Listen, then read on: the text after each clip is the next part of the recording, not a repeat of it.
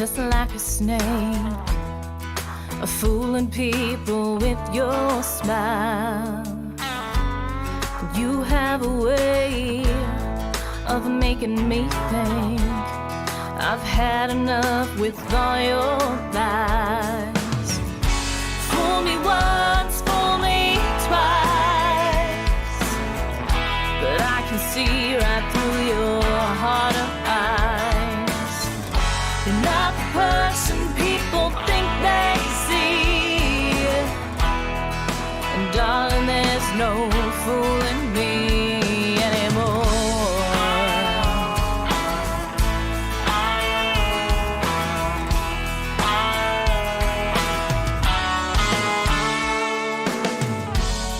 You've met your match at your very own game, and now you've got a price to pay. Secrets out, and you're the fool. Now who you gonna go crying to? Fool me once, fool me twice, but I can see right through your heart of eyes.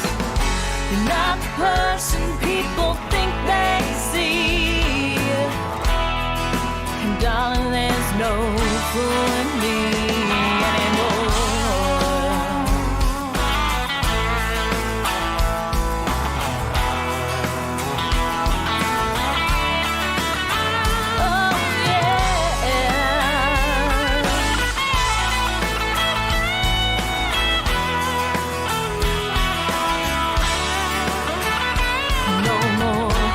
My faults, no more tears to fall, no more twisted words, no more hearts to hurt.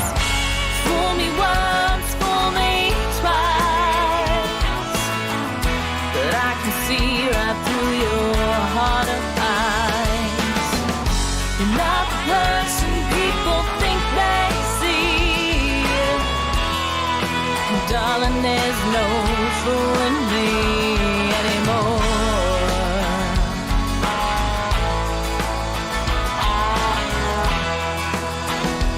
There's no fooling me anymore.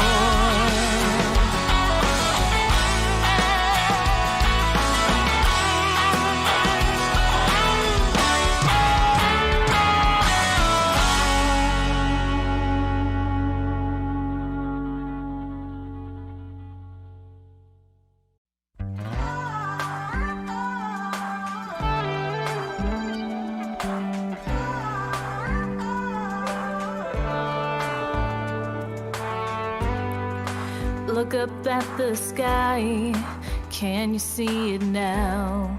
They shine for you and me, they're shining all around. Look into my eyes, let's just take it in. We'll never have this moment, never again. Right here, right now, all the things I never say until today. And everything we ever wanted is right in front of us, and every little moment is leading up to right now for you and me. We've been running on dreams.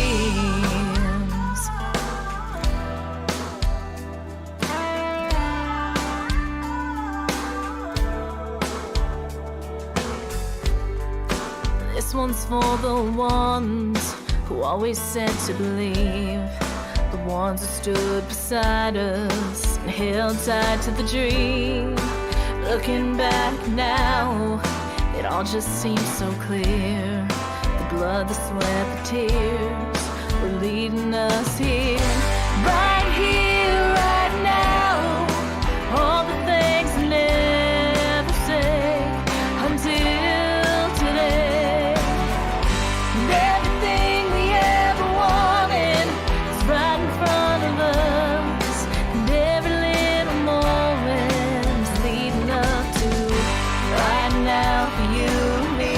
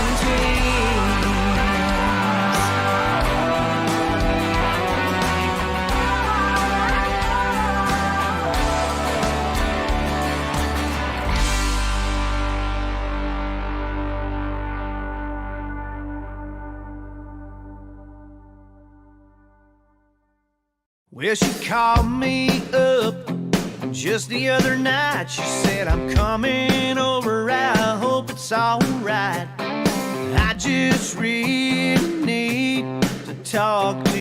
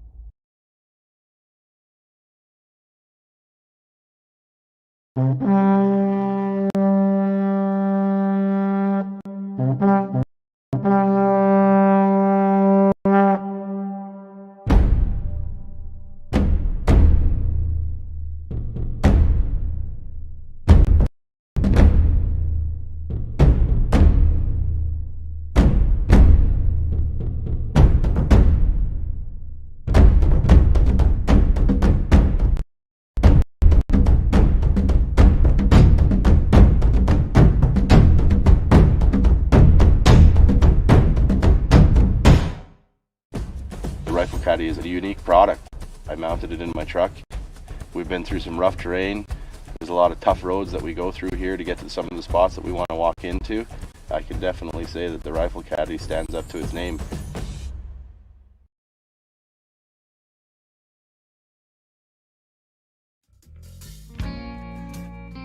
Welcome, race fans of all ages, men and women, boys and girls, to the Josh White Racing Esports ARCA Driver Development Series Racing Series here live in Charlotte. Joining me in the booth tonight is Ryan Shaw. How you doing tonight, Ryan? I am doing fantastic, Robert. How are you?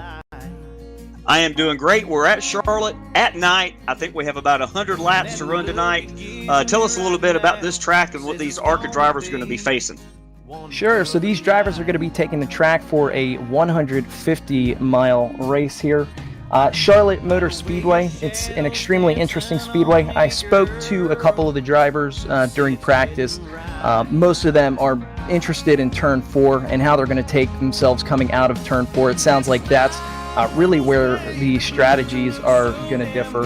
And a lot of them are talking about tire wear. That's going to be a big concern for tonight's race. Each driver is going to get 3 sets of tires, not including their starting set. So a couple different strategies coming in. Some are going to press it, some are going to conserve their tires. It's going to make for some good racing. Strap in and butter up your popcorn. All right, thanks a lot, Ryan. I did notice on some information on the weather tonight. We've got a great night for racing. We've got a partly cloudy sky. You might see a few stars out there, 77 degrees. Track is only 79 degrees. Did you talk to any of the drivers during the practice session under these conditions as to does the track have a lot of grip? Is it still going to be kind of hard to get a hold of coming off the corners? Yeah, so it sounds like specifically with these ARCA cars, a concern is being loose. Especially after a few laps, they're concerned that their tires are going to be a little too worn and they're going to, be extremely loose. So they're going to be focusing on, taking it easy.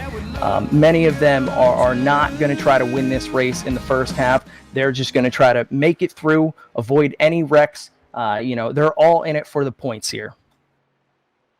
Yeah, that sounds great, Ryan. And the cars are out on track getting their qualifying times in. Each driver does get 2 laps once they get their warm-up lap started. And we got about, 7 minutes left. So which driver are we going to follow right now on the track for qualifying? So it looks like we're following the 21 car of Clinton Castleberry, who's actually going into the pits right now.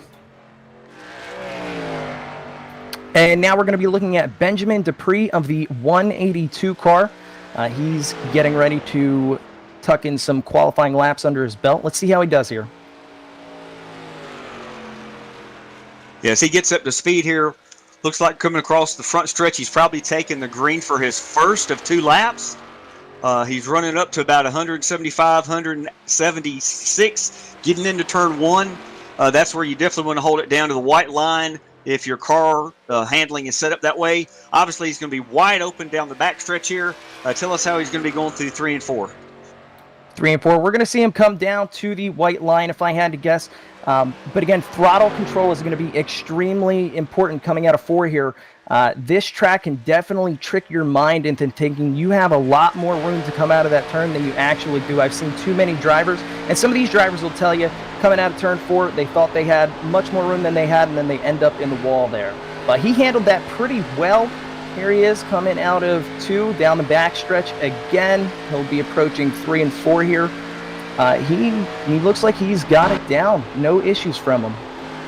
Yeah, something else you probably know as a driver, coming into these corners, even though it's your qualifying laps, if you back the corner up just a little bit, you're able to get much more drive off the corner, which is going to increase your speed down the straightaways. And he did pick up on his second lap. Right now, Benjamin Dupree is in the number 9 position of that 182. Good lap.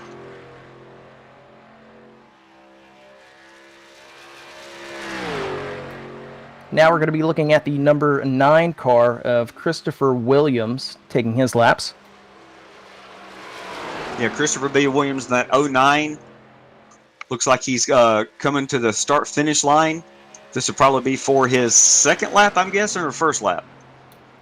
Based how he came off of 4 there, I'm assuming... I'm not sure what's happening with him. Yeah, he may have to abort that lap. He may try to reset and come back out. Again, fans, these drivers have plenty of time to get their 2 laps in. Some go out right away. Matter of fact, we got quite a few folks that have already put down a fast lap. Give you a couple ideas. The number 1 person right now on speed, Ryan, is Garrett Maines in the 57 with a 30.787, which is a good lap. Rhett Tucker's another fast driver. We're going to be watching all night long tonight. He's in that number 99 up in second. Peyton Howell, Clinton Castleberry, Jade Franklin, Ryan Wolf, Max Steck. We may have another car or 2 coming out.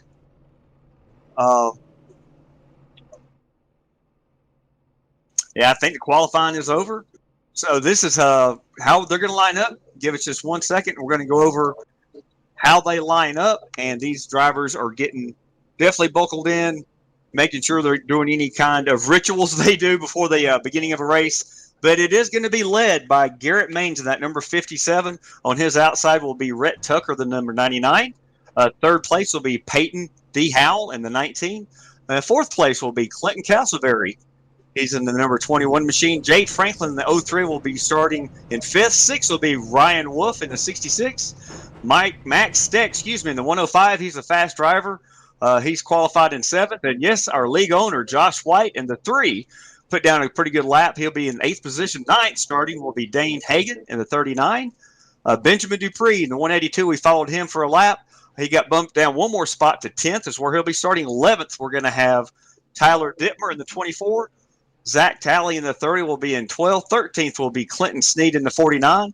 Gabriel Ellison in the number 27 will be starting 14th. 15th will be Tyler Daniels in the 93.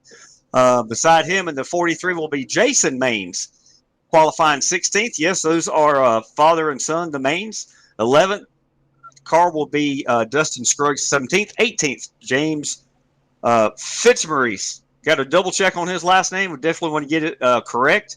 He's in the 33. Mike Adamson in the 46 will be in 19th. And in 20th, we're going to have Keith Bradley in the 29th. I'll tell you what, I am very interested to see how this race starts. You've got Rhett Tucker starting on the outside line, and directly behind him, his teammate of the 21 car, Castleberry. I think they're going to pull away very early here from the rest of the pack. Like I said, I'm very excited to see how this race starts. Two teammates starting right behind each other. It should be good. Yeah, it's going to be a great race tonight, Ryan. Again, thanks for joining me in the booth. You are watching, fans, the Josh White Racing Esports ARCA Driver Development Series. We want to thank our cameraman tonight, Emerson Arden. He always does a great job. Going to give us a lot of views when and if we do have cautions. And Ryan, if you were a bet man, would you be putting money on the fact we're going to have a few cautions? I would. If I had to guess, I could see us looking at 2-3 cautions, but of course cautions breed caution. So I think once we see the first one, we're going to see a couple trailing that. And then I think these drivers are really going to get the feel for their car down, and it should be green for, an extended period of time towards the end of the race. Yeah, I see that a lot in a lot of leagues, especially this one. I am one of the drivers on Friday nights. We hope you join us, fans, then. That's the Josh White Racing Esports Truck Series. But tonight, we're here at Charlotte for 100 laps. Like Ryan said, 150 miles total. And we've got the pace car getting ready, that looks like to pull down. And the pace car is in, and I'll let you take the start here, Ryan. All right, here come the drivers up to the finish line. Mains pulling away, green flag is down, and we are off. 150 laps to go. Yeah, Garrett Maines jumps out to a pretty good lead right to begin with. Right behind him, we've got Peyton Howell. Looks like he was able to get around Rhett Tucker, and he moved up to the second place, and Rhett Tucker has moved back into third. Tucker back in the third, Castleberry just behind him. They're going to be making a push. All the drivers looking like they're preferring the inside line here. Again, if I had to guess, they're trying to get a feel for these cars. One thing they don't necessarily get during practice is the feel of pack racing and that extra bit of speed going into these turns. So what they're doing is they're gauging how the car is going to handle with that extra couple of miles an hour going into these turns. And once they get that down, we should see some exciting racing. Some big moves are going to be made tonight. Yeah, the first few laps always is going to be filling your car out, fans. They were just practicing for an hour, but like Ryan just said, once you get in a pack of cars, you're going to have a little bit of a draft even here at Charlotte. These ARCA cars are very fun to race. It looks like Rhett Tucker is taking a look on the inside to get back around into second place, right behind Garrett Maines. Yep, Garrett Maines has a couple car length on Rhett Tucker, but Rhett Tucker slowly but surely gaining on him. Again, his teammate Castleberry of the 21 car is right behind him, sticking to him almost like glue. He's definitely going to push him into an advantage for him to take the lead here. Yeah, one thing I have noticed, Ryan, is our leader tonight, Garrett Maines. There's a good chance he could lead a lot of laps, but these other drivers like Rhett Tucker, it's going to keep the pressure on him as much as he can. Third right now we have Clinton Castleberry. He's made a great move up in that number 20 car into third place. Great paint job on there. Behind him we got Peyton Howell, was up to second for a few laps. He has fallen back into fourth, probably just being conservative at this point. Jade Franklin in that 03 car is in the fifth position. That's not to be confused with Josh White, the league owner, who's in the 3 car. Matt Steck is in the 105 in position 7. And these cars are racing close and hard together. Sixth position, Ryan Wolf, 66 car. Dane Hagan in the 39 is in position 9. Josh White, the league owner, in that number 3 car is in position 8. And these drivers are definitely putting on the show here, coming to the front stretch across the start. Yeah, we look a couple cars back from the front of the pack, and you can see they're all getting bunched up. They're trying to make moves. They're trying to, advance their position. They're not willing to give up any ground here either. Yeah, these drivers know that our leader, Garrett Maines, doesn't come here to play around. He comes here to win the race, and if they're not able to keep up their momentum, keep their position on track, if not gain a few spots, then unfortunately they could be some of the cars that might get lapped. I have seen that happen a lot with Garrett Maines as our leader. But I'm really impressed with these drivers. Are putting on a great show at the beginning of this race. They're keeping it clean and green, and we definitely don't want to jinx them. Absolutely not. Garrett Maines has been running fantastic lap times. Tucker, though, really encroaching in on him, less than a quarter of a second behind him, followed closely by Castleberry in the third spot. Yes, and like you were just saying, Rhett Tucker is closing in quite a bit. Lap times are almost identical. Rhett Tucker is probably, now that the tires have got a few laps on them, they're definitely warmed up. He's either pushing the car a little bit more, or Garrett Maines has decided to be a little bit more conservative and just keep the lead where it's at. But we'll know in a few laps if Rhett Tucker's able to pass him. And we see here Tucker just keeps up. And it looks like a caution is going to be out on lap 8. Oh, and a big wreck, including Josh White of the number 3 car. And they're still having a tough time getting through the cars on the track here. We see some more contact going on. Robert, if you could, can you explain how wrecks work in this league?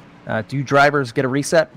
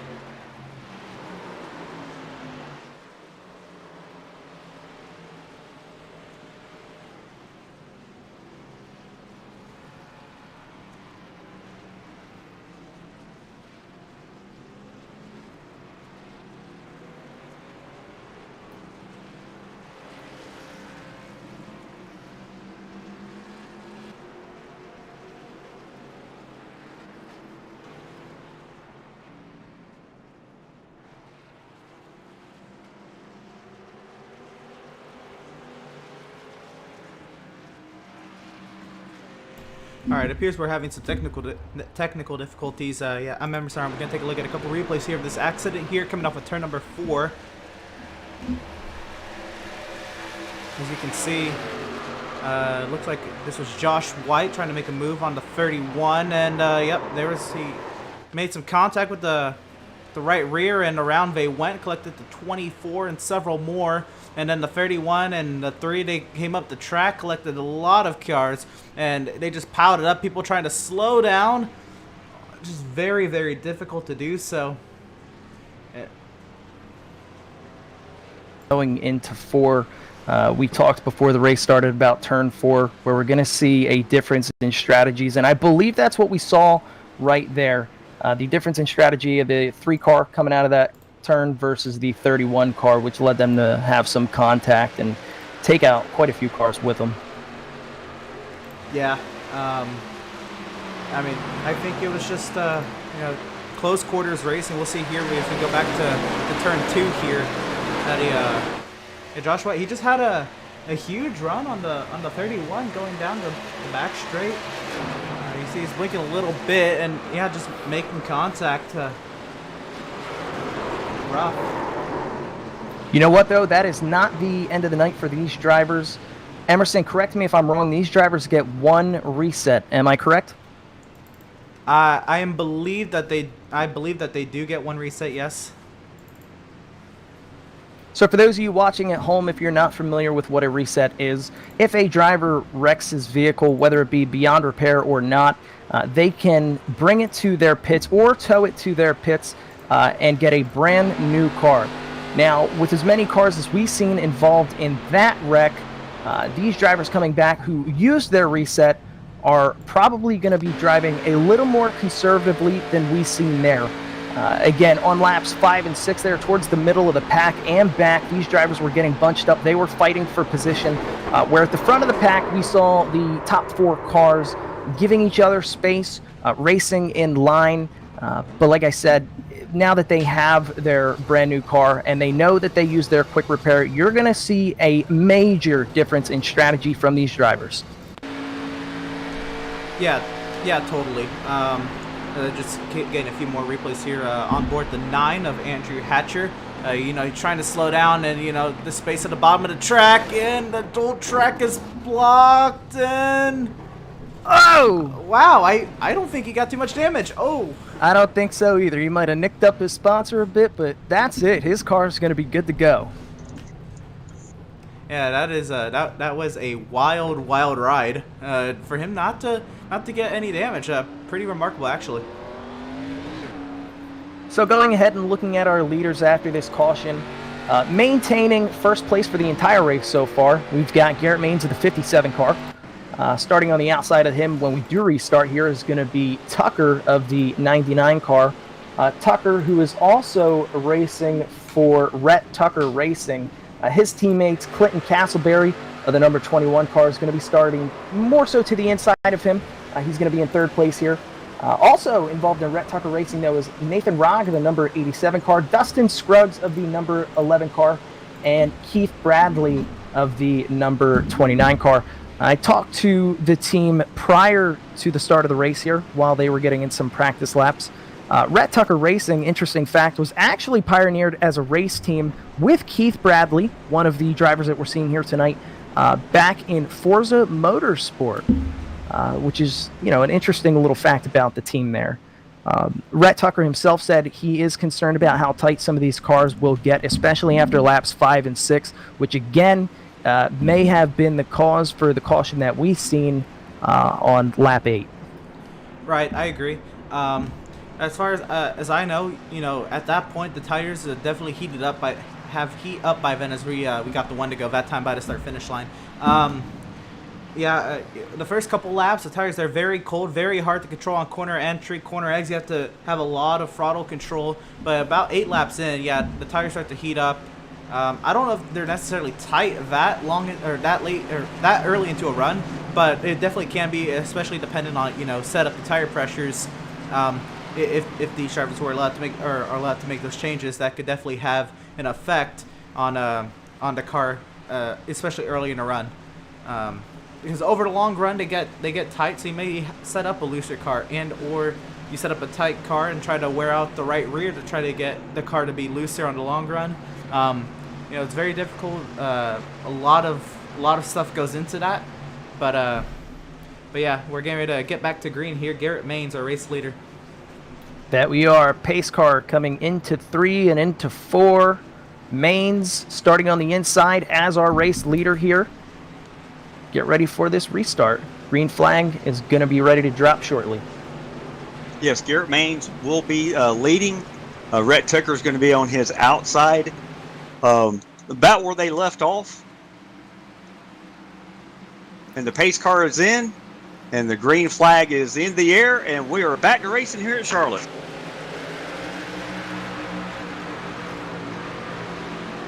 Garrett Maines gets a great launch, as he did before.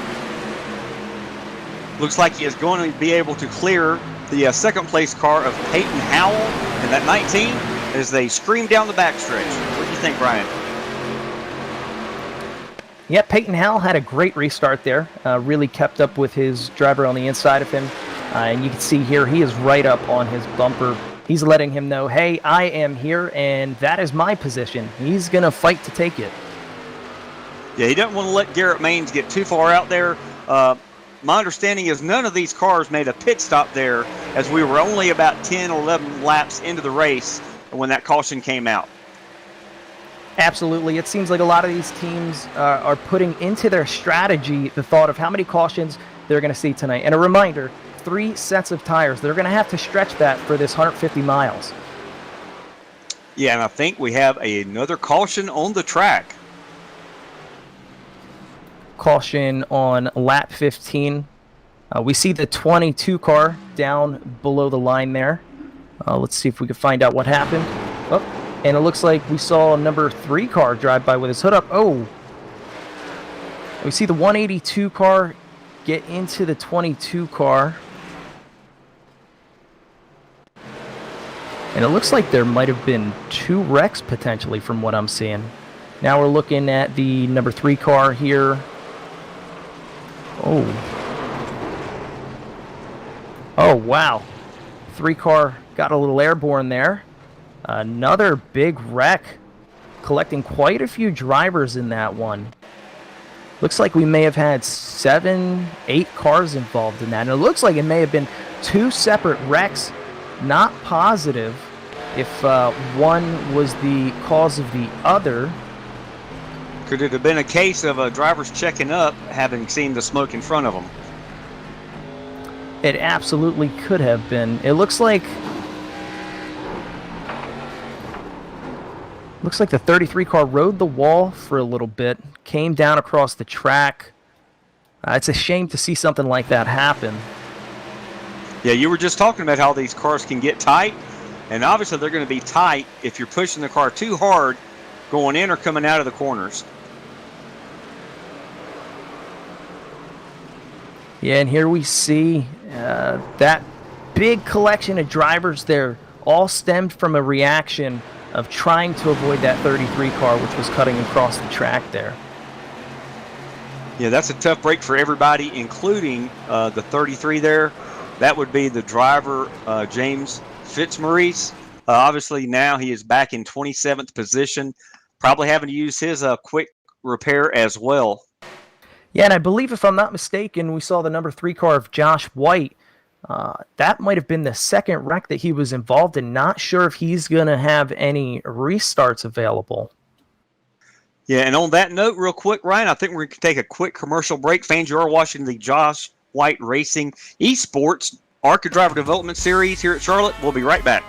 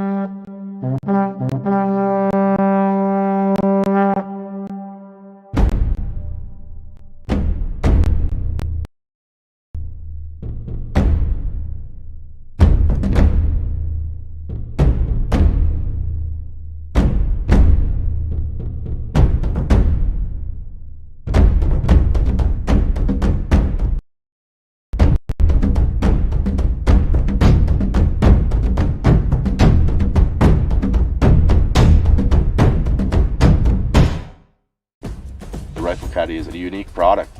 I mounted it in my truck. We've been through some rough terrain.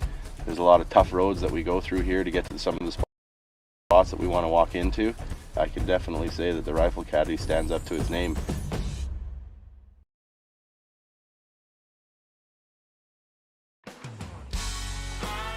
Welcome back, race fans. Thanks for sticking around. My name is Robert McFarland. I'm in the booth with my friend Ryan Shaw. We're at Charlotte. We're on lap 19. We're about to go back racing here as we still have Garrett Maines leading this event. Second place, Peyton Howe. He's flirted with second, and fourth place all night so far. Clinton Castleberry will be in third. Ryan Wolf is up to fourth. Gabriel Ellison in the 27 is in fifth. Max Steck is in the sixth position in the 105. Keith Bradley in the 29 is in position 7. And I think the pace car is getting ready, and we're getting ready to go green here. It looks like the lights are still on the pace car. They're going to go around one more time here. Yeah, they must have added a lap. Sorry about that, fans. Wanted to give you that lineup, and I can go ahead and continue that real quick. I think I was down to about Keith Bradley in the 7th place. Dane Hagan, the 39, is up to 8th. Mike Adamson in the 46, he is in 9th. Looks like he started in 19th, so that's a great gain for Mike.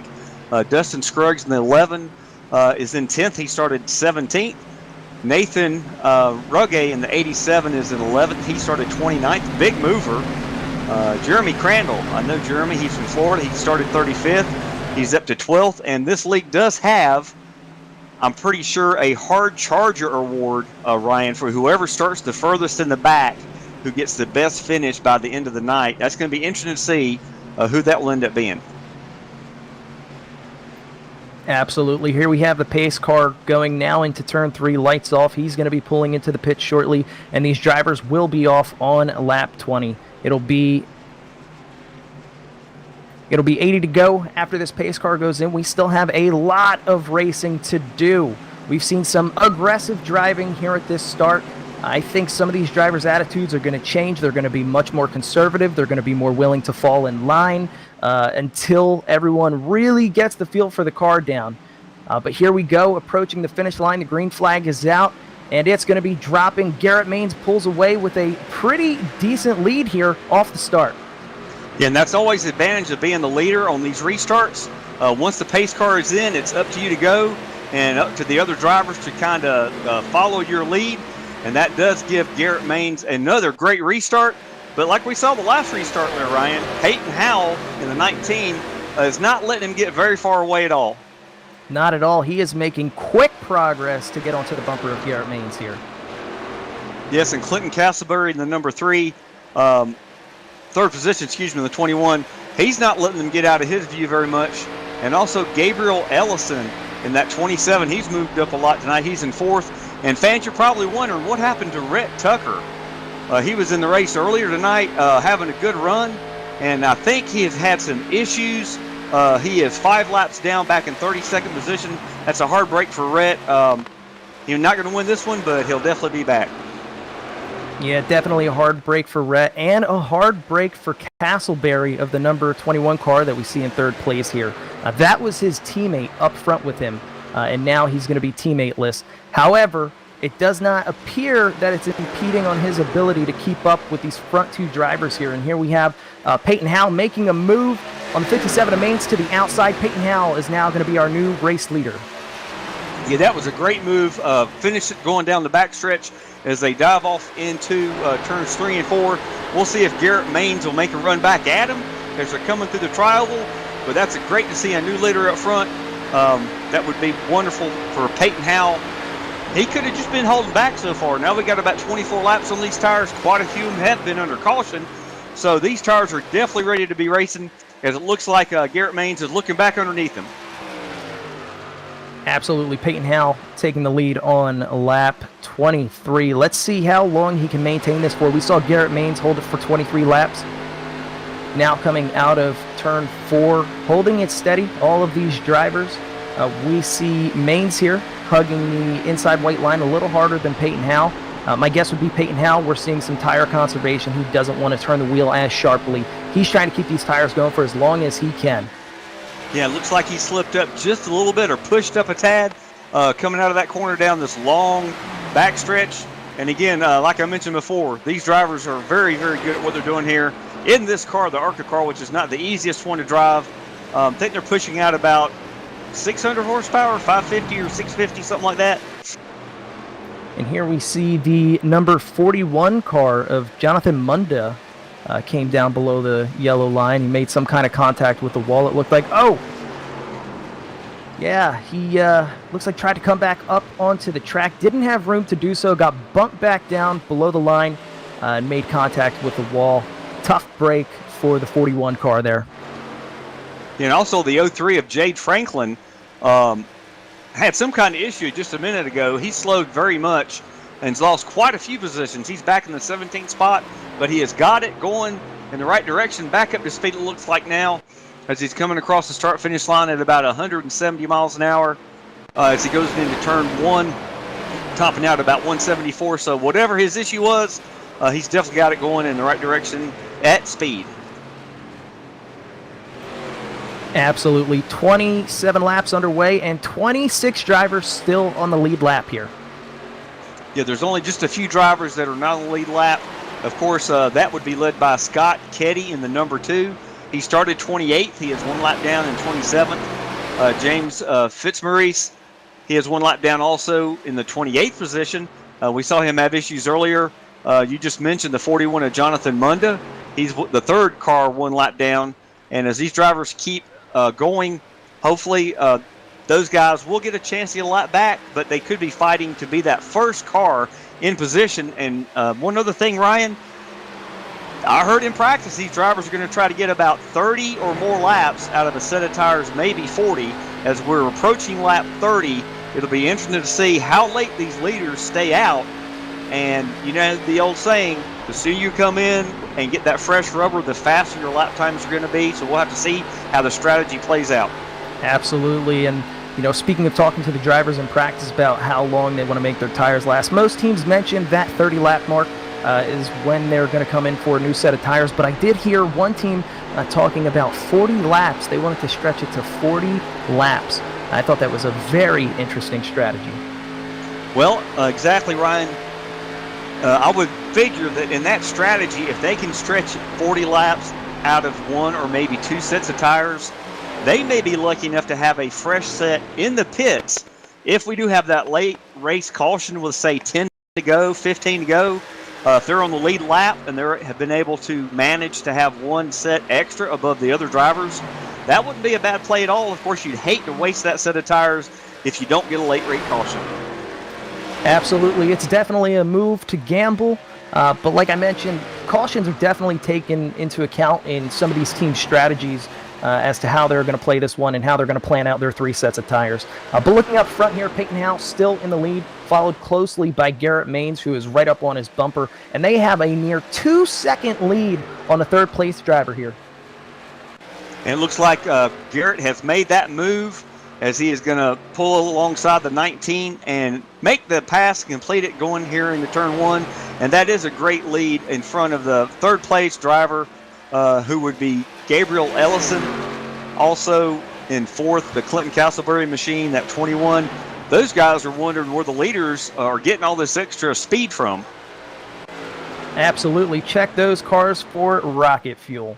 Garrett Maines taking the lead on lap 32. Here we go into 33, still maintaining his lead, followed by Peyton Howe. These 2 drivers appear to be extremely competitive with one another, but at the same time, extremely respectful. We've seen some clean passing. We haven't seen any kind of heavy blocking with the 2. They respect the fact that there are still 67 laps to go. This race is nowhere near over. Matter of fact, we're not even halfway through the race.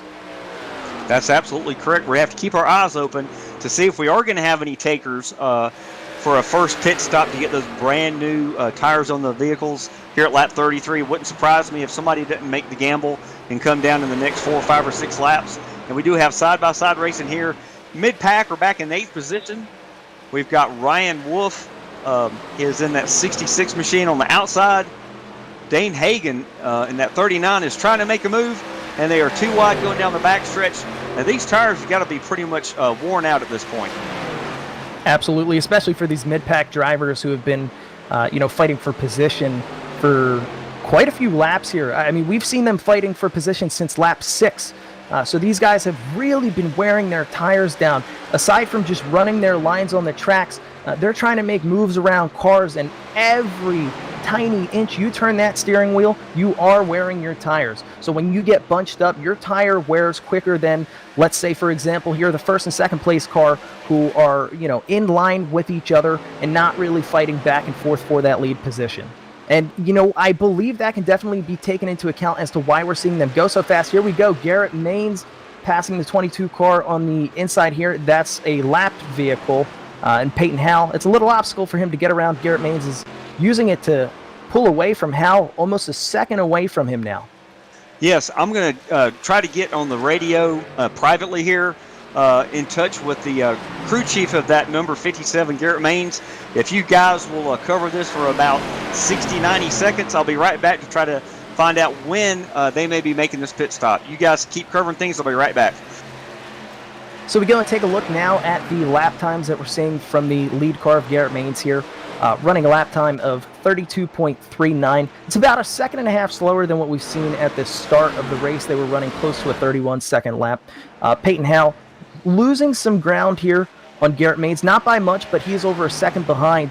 And I know 1 second doesn't seem like much, but here in this ARCA series and in oval racing, 1 second is a huge difference. It's the difference whether you're in a draft or whether you're not in a draft. Now Garrett Maines coming around, approaching turn 2, followed by Hal, trailing over a second behind. And the third place car of Garrett Ellison, 2.5 seconds behind. And where we get a huge gap is between the third and fourth place car of Steck in the 105 car, who is 7 seconds behind the lead here. This just goes to show me that Garrett Maines definitely put in some time practicing at this track. He definitely ran multiple laps, paid attention to what his car was telling him. And like I said, the tire conservation strategy that we're seeing here, Garrett Maines not having to move around a lot of drivers, not having to fight for position, he's able to conserve his tires, and that is why we're seeing such a huge difference in time here. Yeah, that sounds wonderful. I just got a insider note from one of our favorite friends, Wesley Outland. He is in the audience tonight watching the race. Good to have him watching with what we're doing. If he wants to jump in and help us out a little bit, that'd be wonderful. If not, we're just happy to have him. I'm secret producing, okay? I didn't want to have my cover blown. I was 007. 007. Were you in an ARCA car or one of the James Bond 007 You got a cars? caution. That's all I know. You got a caution. So Glenn Castleberry, the teammate of Rhett Tucker, was involved in a wreck there. We're going to be seeing caution on lap 40. I wouldn't be surprised if we see almost every single driver come in for a new set of tires.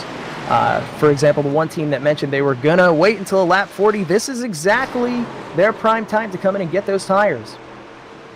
Yeah, and I'm very surprised none of these leaders have taken the opportunity to pit early. Not really early, but before now. But that might be part of the strategy all the teams are using to try to save a set of tires in the pits. And we're going to have to cover these pit stops to see. I'm sure everybody's going to come down and get 4 fresh tires, 2 cans of Sunoco Racing Fuel. And what did you see on that replay of the caution there?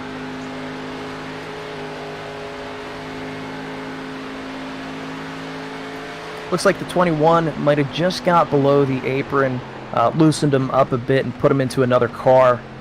Tough break for Castleberry. Here we go. And I believe we're looking at the hood cam of the 33 car.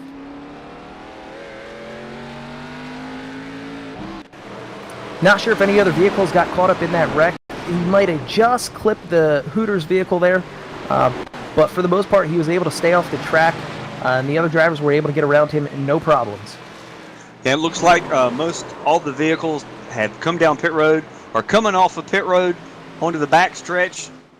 Some drivers may have stayed out, although it is showing that Garrett Maines in that 57, after his pit stop, is the leader that could cycle through once we go past the start-finish line here.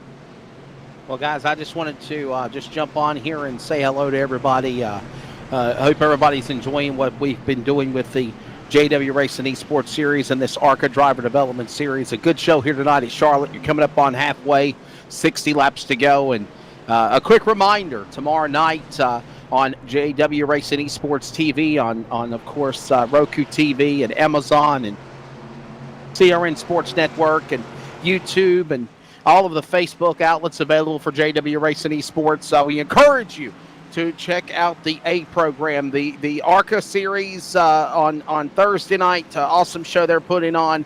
And the trucks tomorrow night at Darlington. I'll tell you what, Ryan and Robert, it should be an exciting, fun show whenever we take on the Lady in Black tomorrow night. So that is again at 8 p.m. Eastern, 7 Central.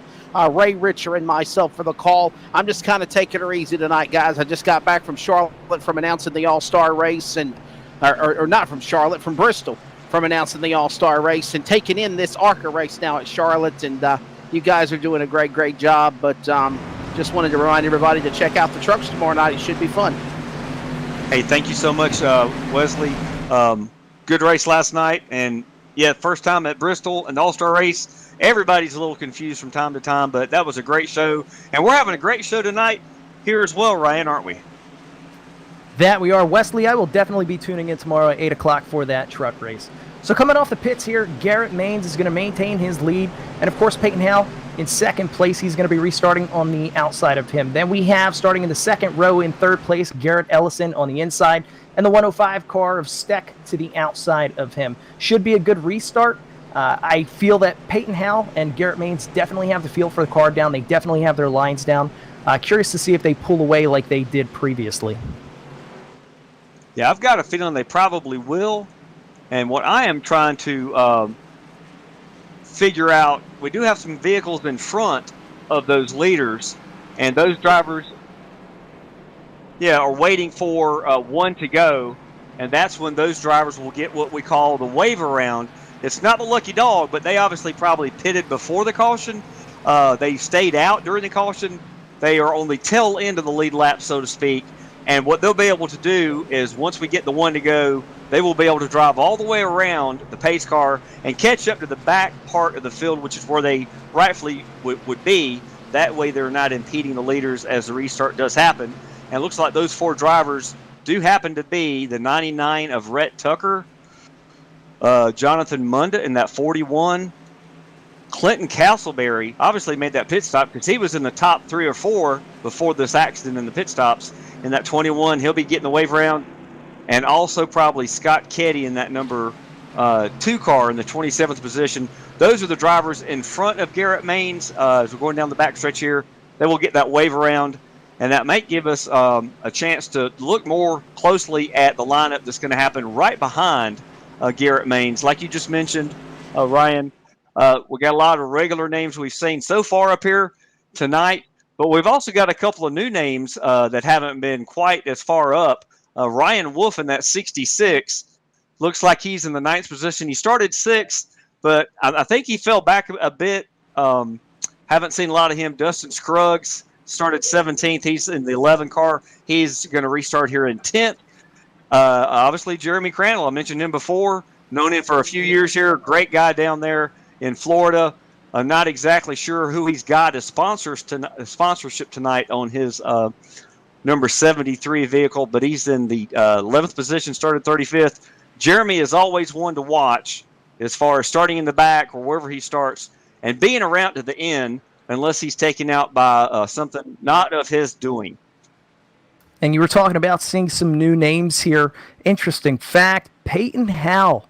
This is actually his first race in the Josh White Racing Esports ARCA Driver Developmental Series.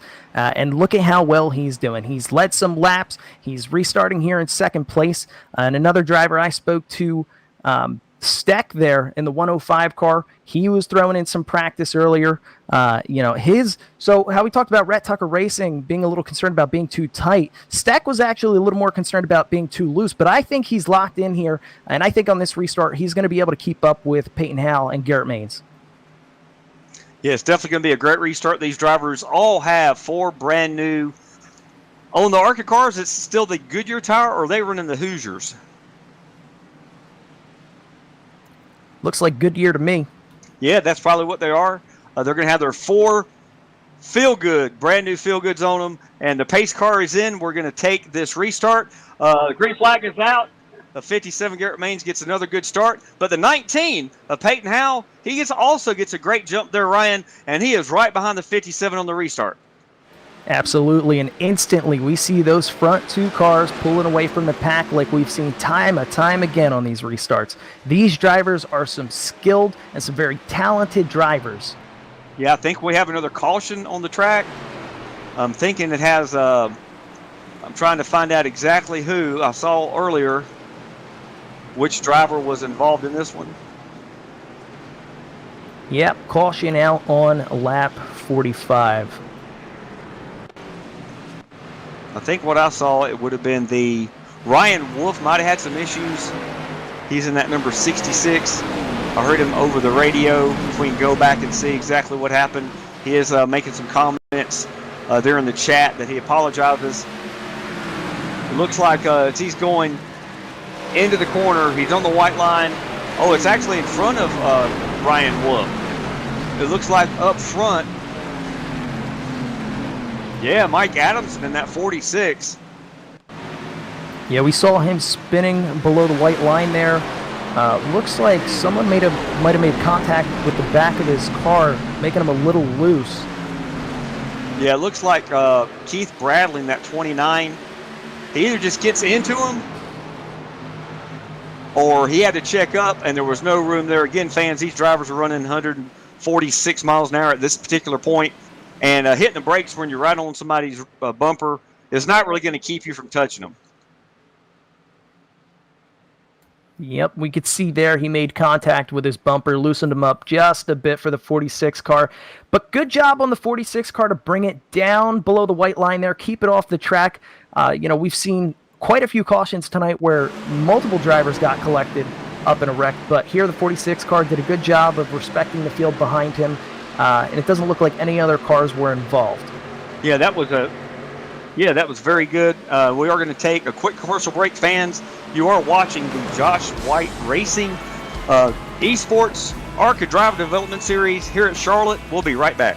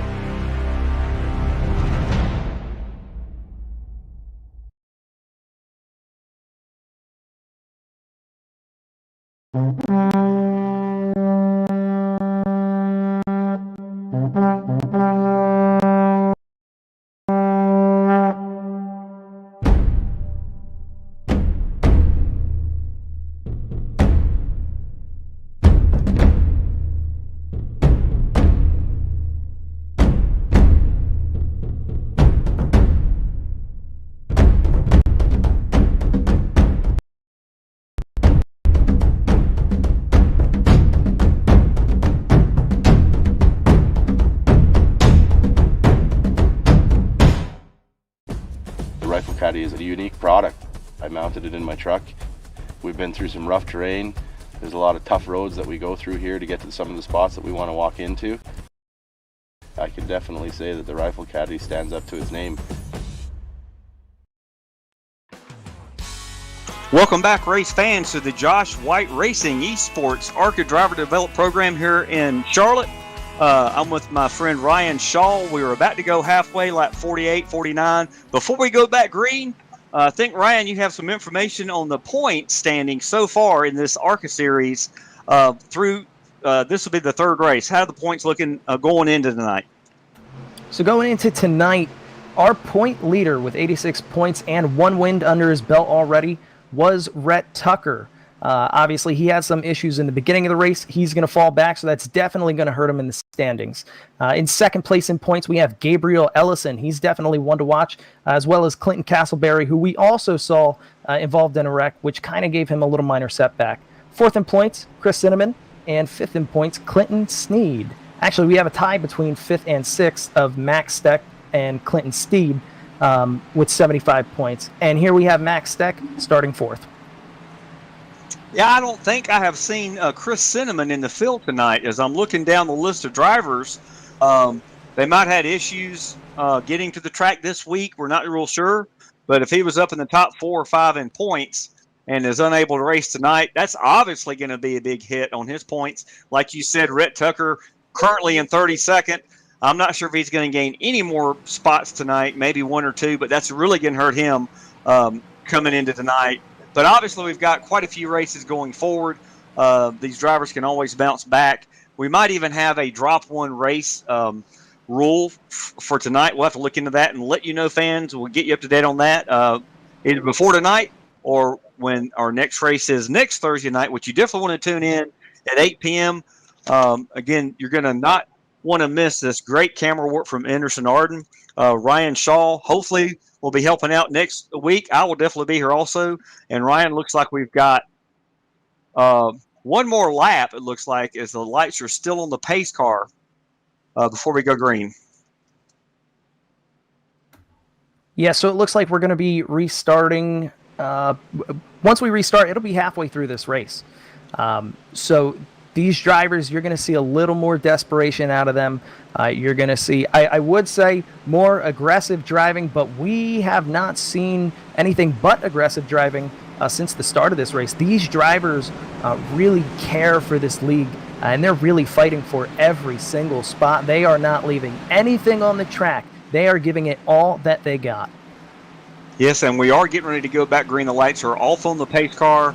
We are going to have, as the last restart, Garrett Maines in that 57. Right beside him, the number 19 of Peyton Howell.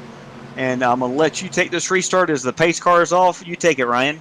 Yep, pace car goes into the pits. Garrett Maines approaching the start-finish. Green flag is out.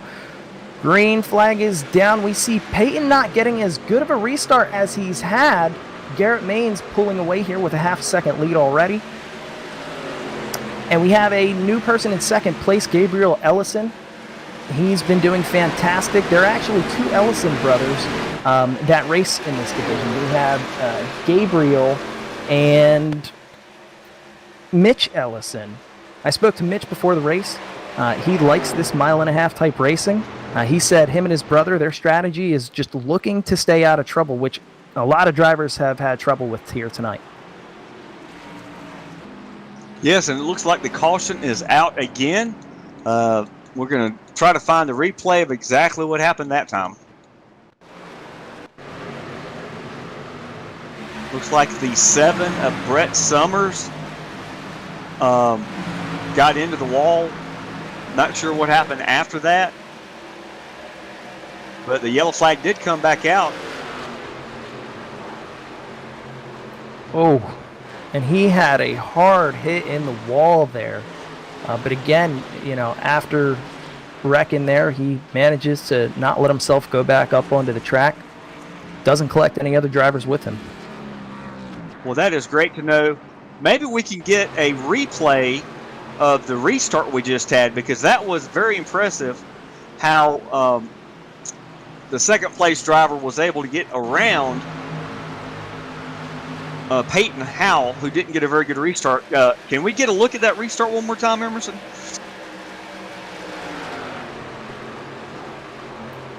Here we go, 7 down into the wall. Yikes. He's got quite a bit of front end damage there. We'll see if he brings it into the pits and tries to get himself patched up and back on this track.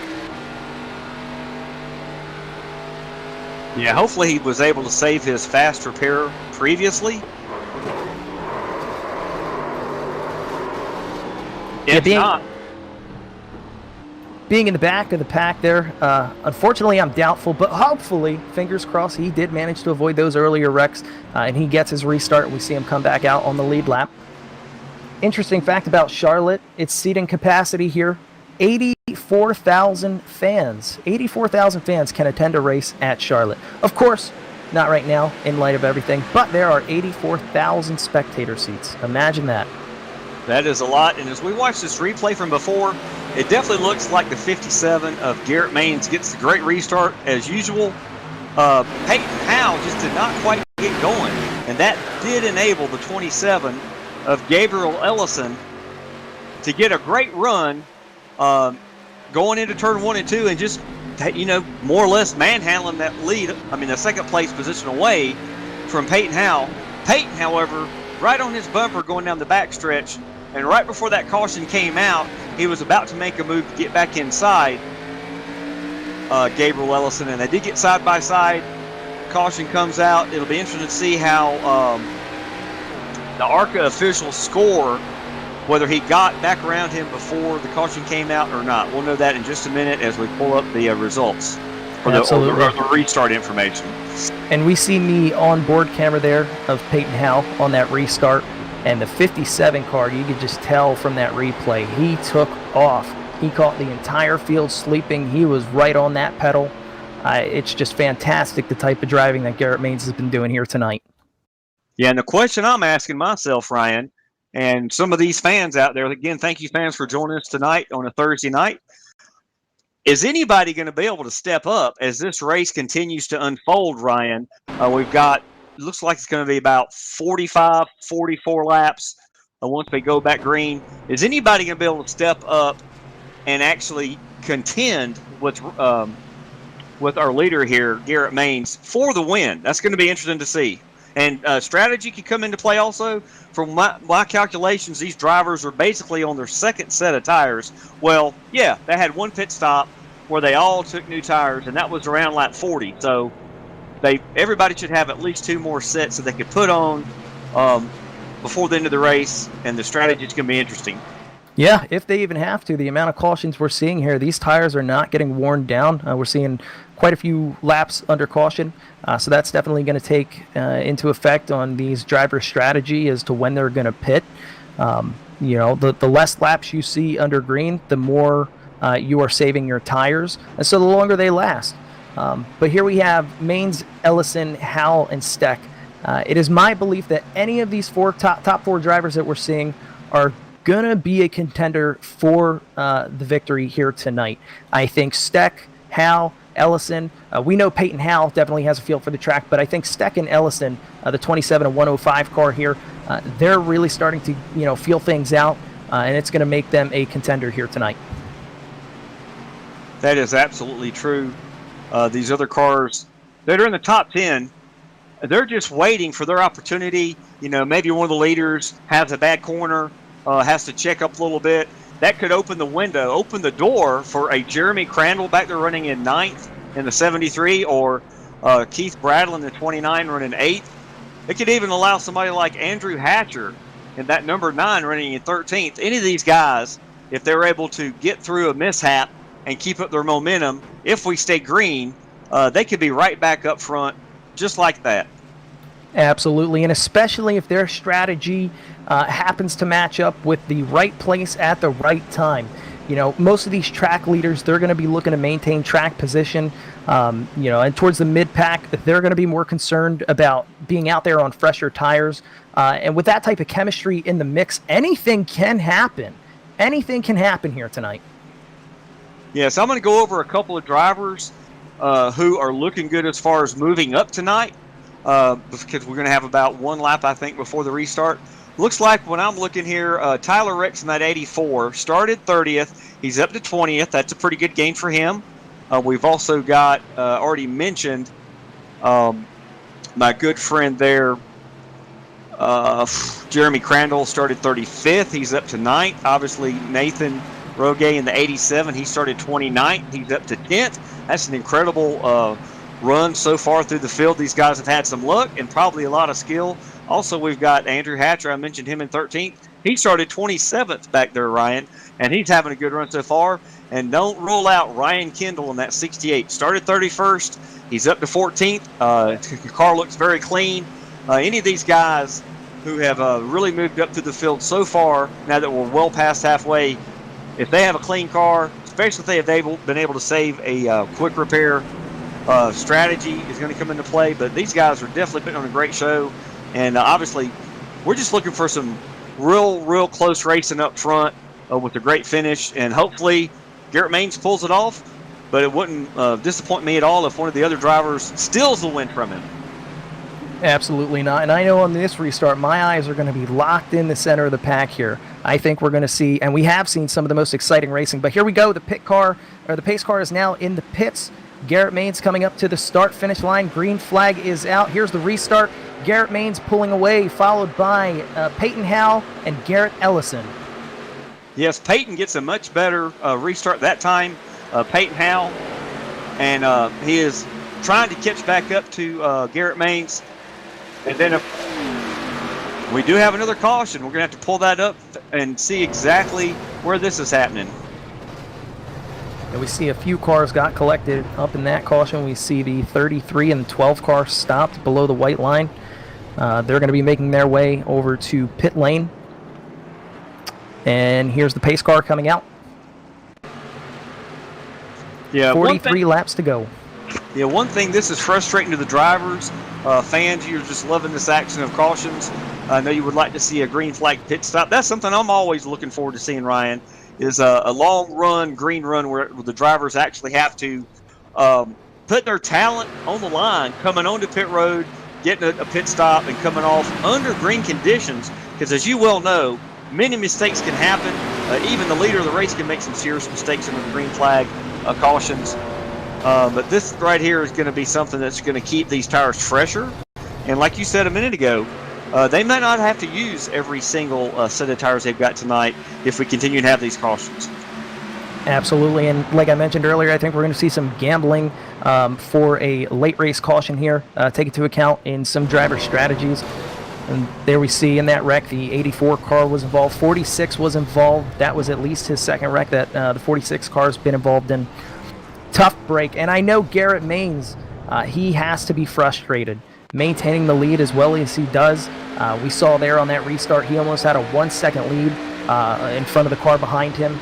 So you know he is definitely frustrated, driving his line as well as he is and gaining the distance as well as he is, and then the car's bunching back up because of the caution flags. That is true. It does give these other drivers a chance to gain a few more spots in these short bursts of green flag racing. For example, it looks like Jeremy Crandall in that number 73 gained a spot under those couple of laps that we had in green. But again, this is keeping all these tires cooled off, giving them a lot of traction for the restart when we have it. And I did just hear some radio talk from, I think, Jason Maines. That would be the father or the son of our leader, Garrett Maines. I think he's in the 43. I'm trying to find him on the track. 43, he is in the 5th spot. He has been making steady progress coming through the pack, and he is catching up to his teammate here who's in first place. It would be really interesting to see them finish first and second. Yeah, there we go. I don't know why I was looking in the back for him, but he's definitely up front now, and that 43 Jason Maines is. And these drivers, teammates, have obviously had, I think, a couple of, if I could be wrong, but I think the first race of the season in Daytona, they had some really hard racing side by side. And they might have had a mishap, but it's good to see both of them up front. And that could be the person I'm looking for, Ryan, to come up and steal this win away from Garrett would be his teammate Jason's. That would definitely be an interesting turn of events. Let's go over a little fun fact at Charlotte Motor Speedway. During a typical race weekend, fans consume more than 34,000 slices of pizza, 9,500 gallons of soda, and 13,500 feet of hot dogs. Wow, that is interesting, and it's not too late for dinner, is it? No, it is not, and that's a lot of hot dogs. I think it's a little more than I can consume. You know, I wonder, because of the size of the crowd that could be here, the 84,000 you mentioned earlier, Ryan, if Charlotte sells more hot dogs on a race weekend than we know the hot dog capital of the world in NASCAR at Martinsville. I wonder what statistic that would be. We'll have to get our statistician on that here under the next caution. Yeah, that's going to be the next exciting race. Who can sell more hot dogs? Yeah, these drivers, I think the three of Josh White was able to come back out and maybe get one lap back, or at least get some damage repaired on his vehicle. Some other drivers do have damage, as I'm hearing on the race chat. The front drivers, of course, Ryan Shaw, they all look to be pretty clean here. These cars, I'm looking at them real close, and I think that's going to enable them just to continue what they've been doing, which is pulling away from the pack. Peyton Howell, I don't see any damage on his car. Gabriel Ellison looks perfectly clean. Matt Steck, who's always seems to find himself up front near the end of these races in that 105. That's a beautiful Impala. His car is looking great. Jason Maines, we talked about earlier in that 43. I don't see any issues on his car at all. 39 of Dane Hagen. He's in that 7th position, 39. His car looks perfectly clean. 66 of Ryan Wolf is going to be restarting in 6th. His car looks perfect clean. Keith Bradley in that 29 in position 8. I don't see a scratch on the front of his car. Jeremy Crandall, mentioned him earlier. He's up to 9th. These drivers up front are going to probably be able just to pull away a little bit from cars near the back or the middle that do have some damage. A little bit of damage does make a difference. Absolutely, and especially with iRacing, where aerodynamics are taken into account regarding the car's function, its ability to cut through the air, gain speed, even hold a draft. iRacing, some people call it a game. It's definitely more of a simulator. These drivers are getting a really good feel for what some of these cars can actually do in real life. You hit the nail on the head.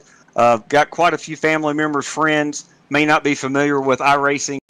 I'll send them a race that I've been involved in, or a race that's fortunate enough to be a commentator in, like with you tonight, and they honestly can barely tell the difference than the real cars on live TV, and they also don't realize that, like you just said, this is a simulator. It's I try to give them an example. If you wanted to be an American Airlines pilot, you would have to spend tens of thousands of hours in a flight simulator that mimics the exact aircraft you'd be flying.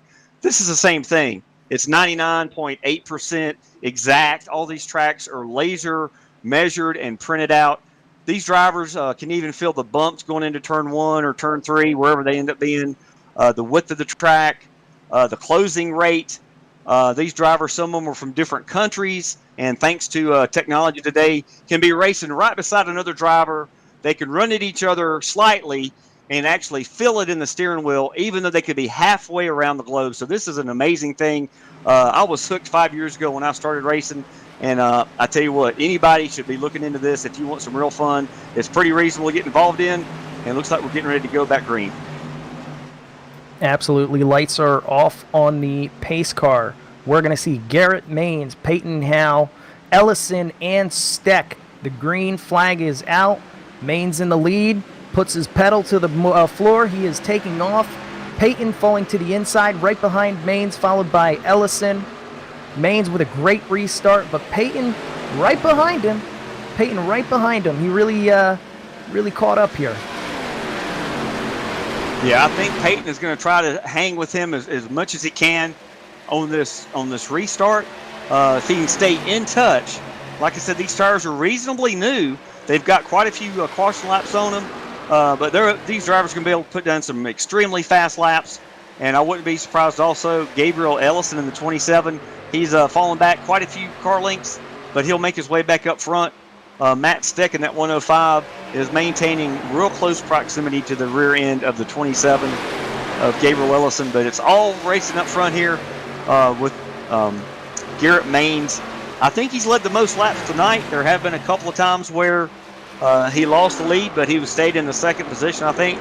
So hopefully this race will continue, and these drivers will put on a show, and we will get to see what I'm looking forward to, Ryan, is the green flag pit stops with about 35 to go.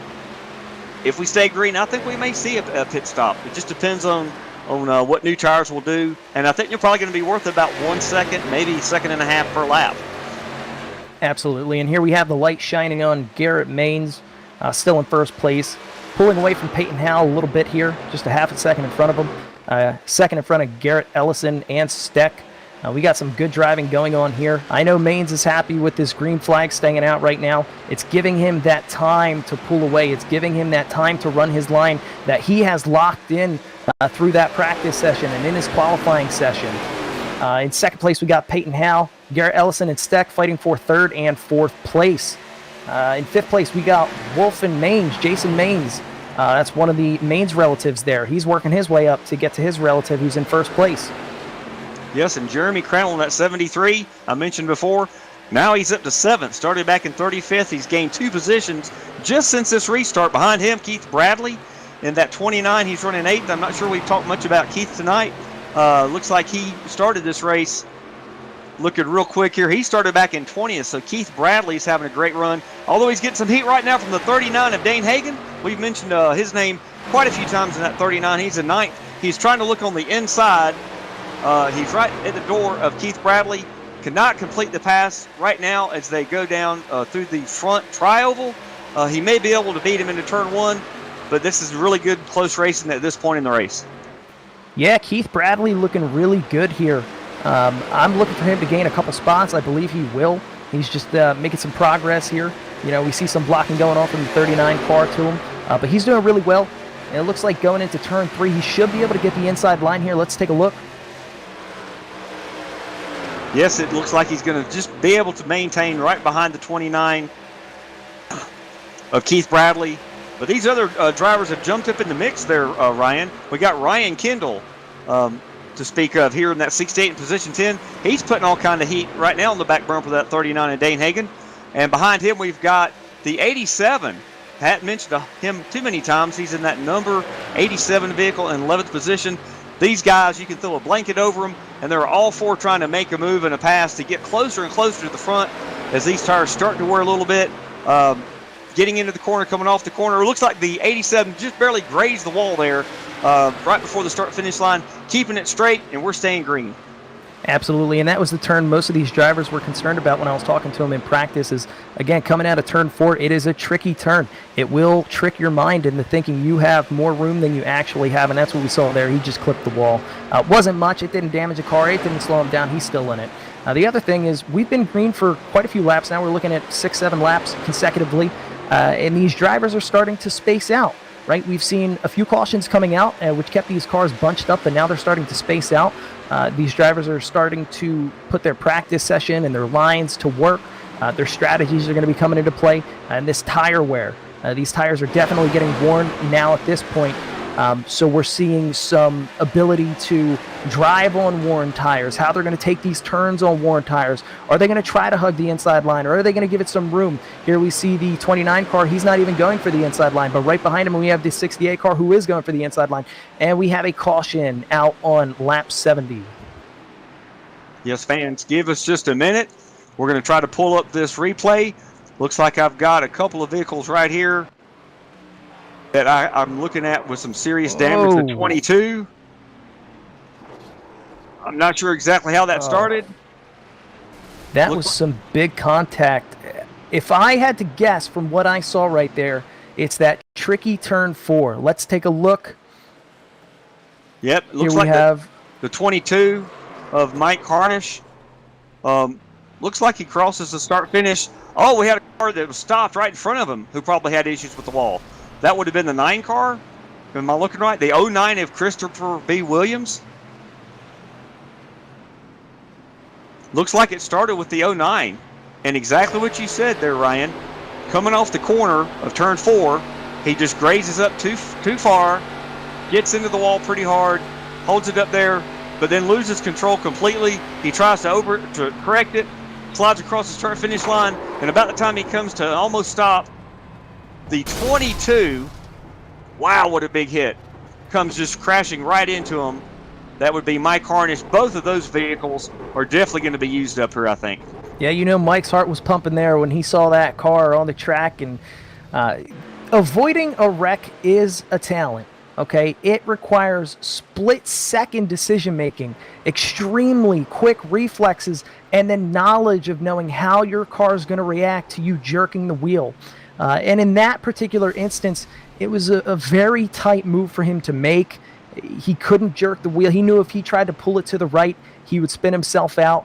So he tried to hope that car moved off the track just enough for him to get by with a couple of inches and maintain control of his car. But unfortunately, that wasn't the case here. Yeah, both of those vehicles, serious heavy damage. Under caution again, fans, we're going to have, looks like about 24, 23 laps to go. When we come back from this final commercial break, again, fans, you are watching the Josh White Racing Esports ARCA Driver Development Series. These drivers are developing, hopefully, to get promoted up to the Truck Series, which are Friday night races. Fans, we're going to take a quick commercial break. We'll be right back. You have a way.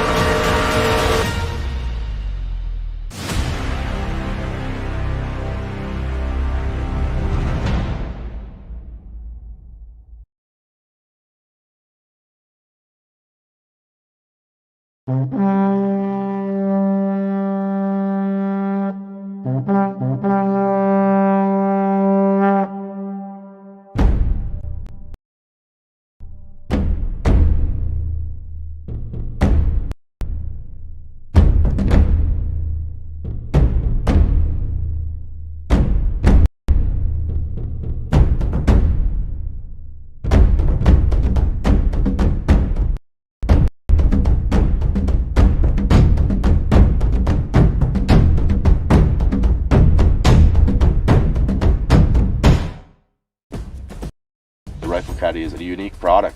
I mounted it in my truck. We've been through some rough terrain. There's a lot of tough roads that we go through here to get to some of the spots that we want to walk into.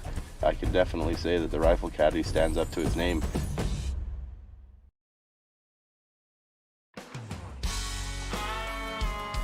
Welcome back, race fans, to the Josh White Racing Esports ARCA Driver Development Series. My name is Robert McFarland. I'm here with Ryan Shaw in the booth. We've got our good friend Emerson Arden on the great camera work. We are coming back from a caution. Thanks for sticking with us. We've got some drama that has happened on the track here right now, Ryan. From what I understand, Brett Summers, who's lead the race in the 7, Tyler Ricks in the 84, Scott Keddy in the 2. These 3 drivers did not pit. About how many laps do you think they have on those tires? So we're looking here, 2 of the drivers, they've been out on these tires for 17 laps now. One of them over 26 laps now on these old tires. So it'll be interesting to see at this restart how the 4th of Garrett Maines, the 5th place of Peyton Howe, the 6th place of Garrett Ellison are able to get around these guys if they manage to get the speed with their new tires, without bunching up or without causing a caution. Yeah, another thing that hopefully these drivers, at least the top 3 that stayed out, keep in mind is typically when you have a restart and you've got 15, 20 laps in your tires, you've got to be very careful with that throttle not to spin the tires, get sideways, and cause another issue. So these drivers, Brett Summers, Tyler Rex, and Garrett Maines, of course, here is in 3rd, looks like, or 4th. But the drivers that stayed out will hopefully be very careful on getting back on the gas. But I honestly believe, Ryan, that the drivers who did pit have fresh tires, Garrett Maines, Scott, not Sketty, but Ellison, Howell, Matt Steck, Jason Maines. These guys are going to get a great run, and I'm pretty sure that our previous leader, Garrett Maines, will probably clear these guys and get the lead back before we finish this first lap of a restart. Yeah, we will see. I'm looking for Peyton Howe to try to find an opening here with the front 3 cars to try to get through them before Garrett Maines does. He's going to be looking for these front 3 cars to slow up Garrett Maines enough for him to pull away with the lead and gain some distance on him. We only have 24 laps to go. We are 3/4 of the way through this race. This is the part of the race where these drivers will start, and they have been putting everything on the line, but they will really, really be looking to be aggressive and make moves and fight for track position here. Yeah, exactly. It looks like Garrett Maines almost had Summers cleared, and we have another caution on the track. Fans, we're going to pull that up real quick to see exactly who was involved. Some of these other drivers who might have had old tires in the back or were just trying to get some positions have brought the caution out. We're going to find the replay, back it up. I've got quite a few cars I'm looking at that were involved here. Give us just a second to pull that up.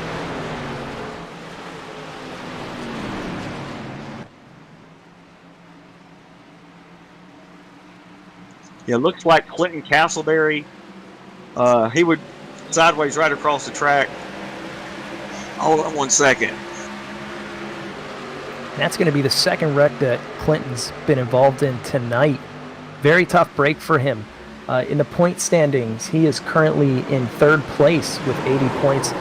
This might be a little bit of a damper for him in those points collecting there.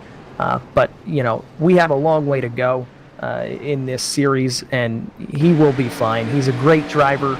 He's definitely, you're going to see him with some top 5 victories. You may even see him with his car in victory lane quite a few times. Yeah, like you said, Ryan. Yeah, Nathan Roki in that number 87. Ryan, you've mentioned this quite a few times. Coming off that corner, just getting in the wall. He's just up too high, gets in the wall, tries to hold it up there. When he comes down, he gets loose, gets sideways. He collects the 11, looks like. Dustin Scruggs. Some other cars get involved here. That's just what happens. This track, with these cars, like you said, Ryan, they're easy to push, to be tight coming off the corner. And if you don't anticipate that before you're even halfway into that corner and get out of the gas soon enough, if you stay on the gas, you're just going right up into the wall, and that's exactly what we just saw happen. Absolutely, and we see some good wreck avoidance there from a few of those drivers to make their way through unscathed. The number 11 of Garrett Scruggs, though, getting collected in that. If I'm not mistaken, Scruggs did a fantastic job at Daytona, correct? Yeah, I think he did. That might be why he's got decent position there in the points. And he's definitely got some damage on his vehicle. Scruggs does in that 11. I'm trying to find out if he's going to be on pit road having repairs done.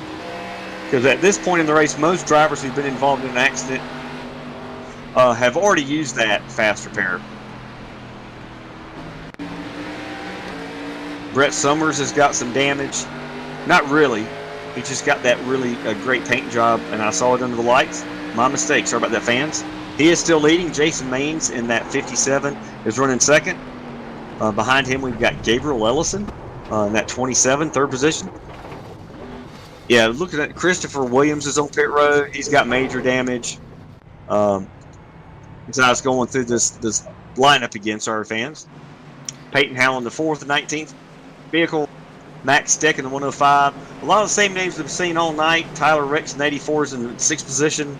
Ryan Wolf is in the 66 car in 7th. Jason Maines, we mentioned him. He's fallen back now to 8th in that 43. Jeremy Crandall is back to 9th in the 73. He was up to about, I think, 6 or so before the last caution.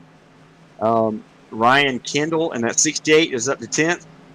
So these drivers are getting ready for a restart. The lights are still on the pace car. It's going to be interesting to see how they handle these last probably 18, 17 laps we're going to have when we do get the restart. Yeah, if you're just tuning in with us here at the Josh White Racing Esports ARCA Driver Developmental Series, we have 21 laps to go here at Charlotte Motor Speedway. Brett Summers of the number 7 car currently leading the pack. However, on this restart, Garrett Maines in 2nd, Gabriel Ellison in 3rd, and Peyton Howell in 4th all have almost 20 lap fresher tires than Summers there. Yes, exactly. And again, fans, you can follow these races through a lot of different avenues. Josh White has spent some good amount of his own money to have these races live on Facebook, obviously, live here with Emerson Arden. And also, you can watch these replays on some other outlets, or as far as Roku, some other ones I can't think of off the top of my head. But these are races that you can find, Amazon Fire Stick. So fans, young and old, men and women, you'll be able to find these races. If you thought you missed something, you want to go back and see a replay.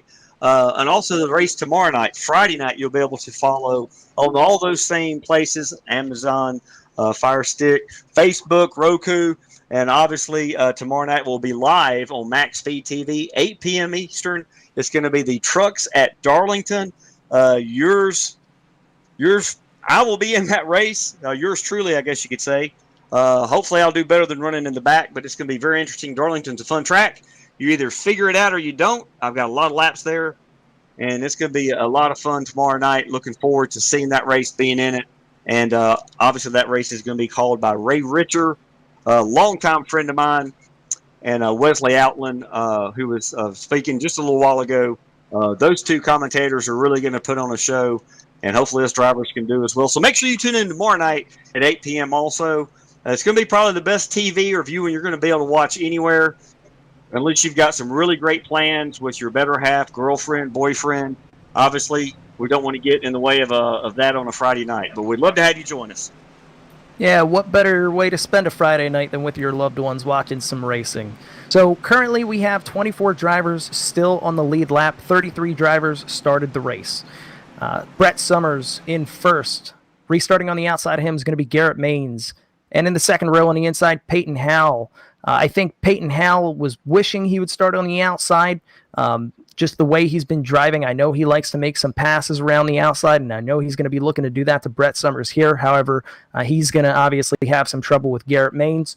And Gabriel Ellison starting right to the outside of him in that 2nd row. The lights are off on the pace car. Yes, as we go down the backstretch here, these drivers are ready for hopefully what will be the last restart of the race tonight. These drivers are still going to be fighting tooth and nail. We are early in the season, fans. This is our 3rd race in this ARCA Driver Development Series, owned and put on by Josh White Racing Esports. But the drivers that are in the middle of the pack, in the top 10, if they can gain 3 or 4 more positions, that's 3 or 4 more points, and that's going to help them make it into the playoffs, which are going to be exciting coming up here in quite a few number of weeks. You tune in here, and we'll be able to give you the schedule for that next week for sure. And this is going to be a great series. And like I said, I'm looking forward to see who's going to step up tonight, Ryan, and steal this win away from Garrett Maines. Pace car is in. Yep, so we have the pace car going into the pits. The green flag's going to be out. We're actually going to have Garrett Maines restarting on the inside and Peyton on the outside, which again, I know is what Peyton wanted. And here we go. Peyton actually being able to get in front of Garrett Maines here, taking 2nd place, although it looks like Garrett Maines is going to come to the inside here. Not much room for Peyton to do much. Oh, Peyton looks like he's going to pass the 7 car Summers for the lead. And Maines is going to be trapped behind the number 7 car of Brett Summers. This is going to help Peyton tremendously going into turn 3 here on gaining some distance from the cars behind him. Although, as I say that, Garrett Maines gets past the 7 car, and he's on the inside, trailing right behind Peyton Howell.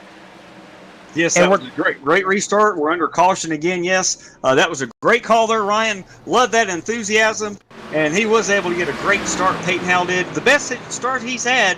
Unfortunately, we're going to be back under caution. We're going to try to find this replay. 17 laps to go and yet another caution.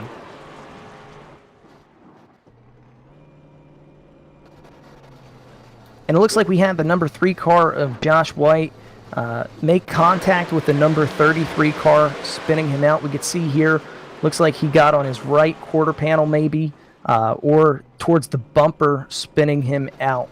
It was towards the back of the pack, not collecting a lot of drivers, which I know is a relief for some of these guys in the middle of the pack who have been having a hard time.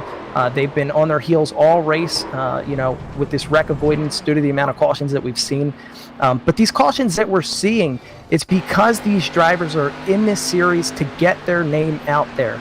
This is the ARCA Driver Developmental Series. They are here to make a name for themselves. They are here to prove themselves.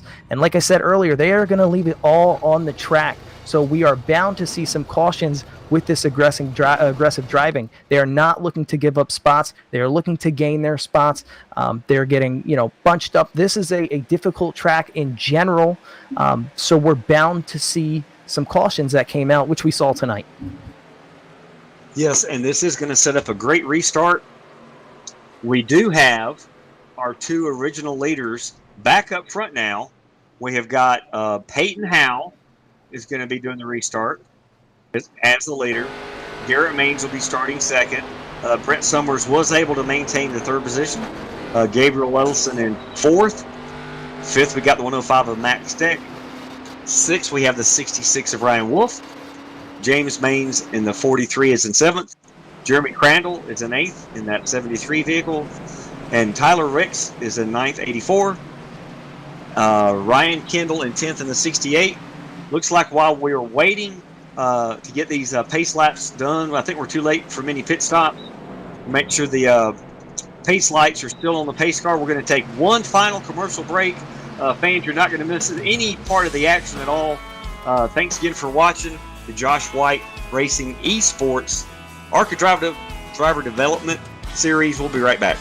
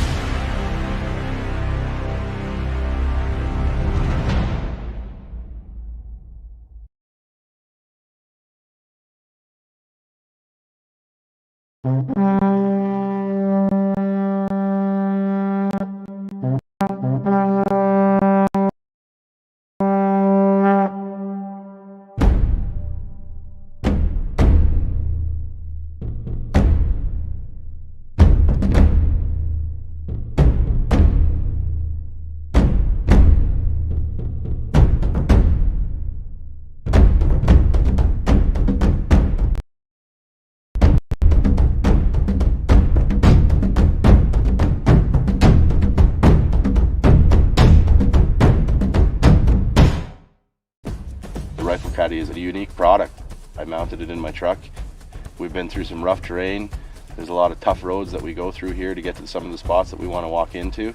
I can definitely say that the Rifle Caddy stands up to its name.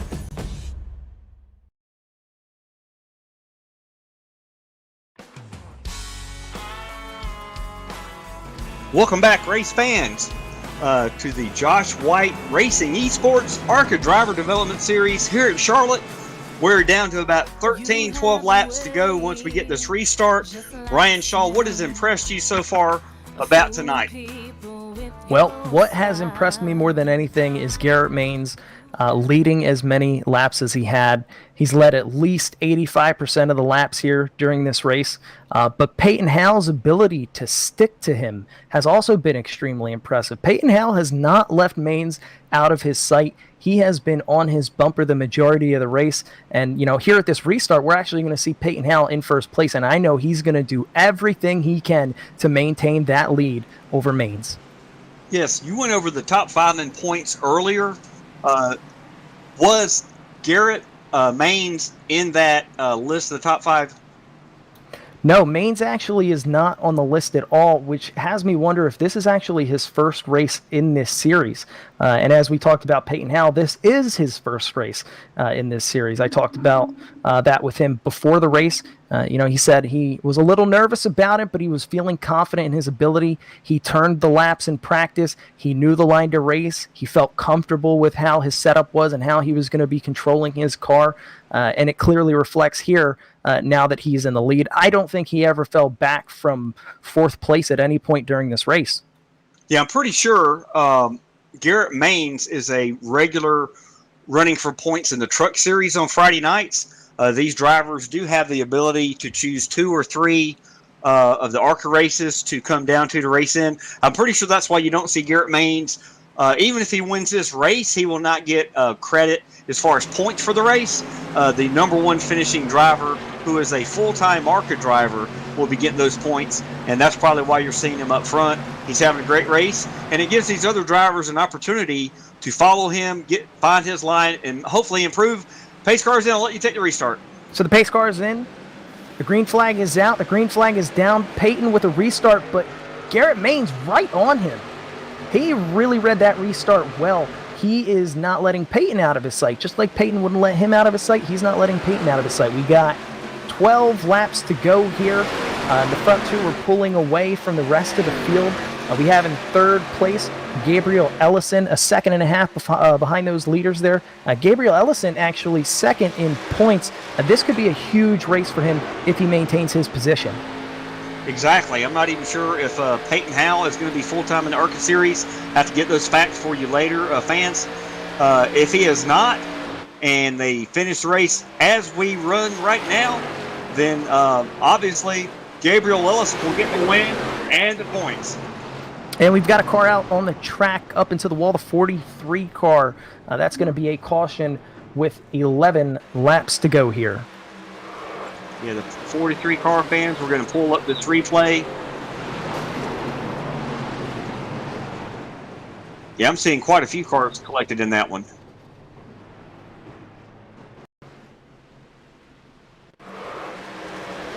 Yes, 43. Heavy, heavy damage as he got into the wall.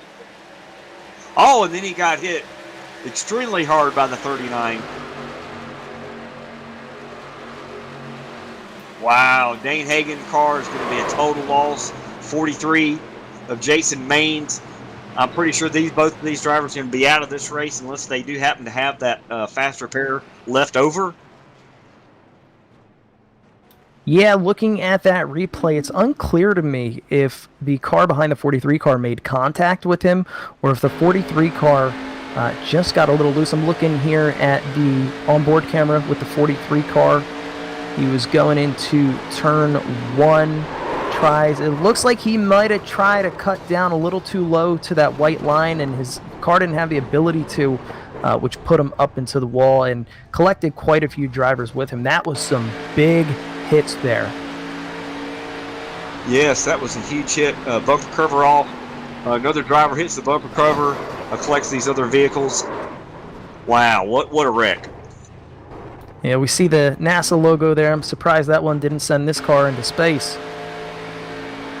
Yeah, those drivers are both going to probably be taking that short ride to the infield care center to get checked out.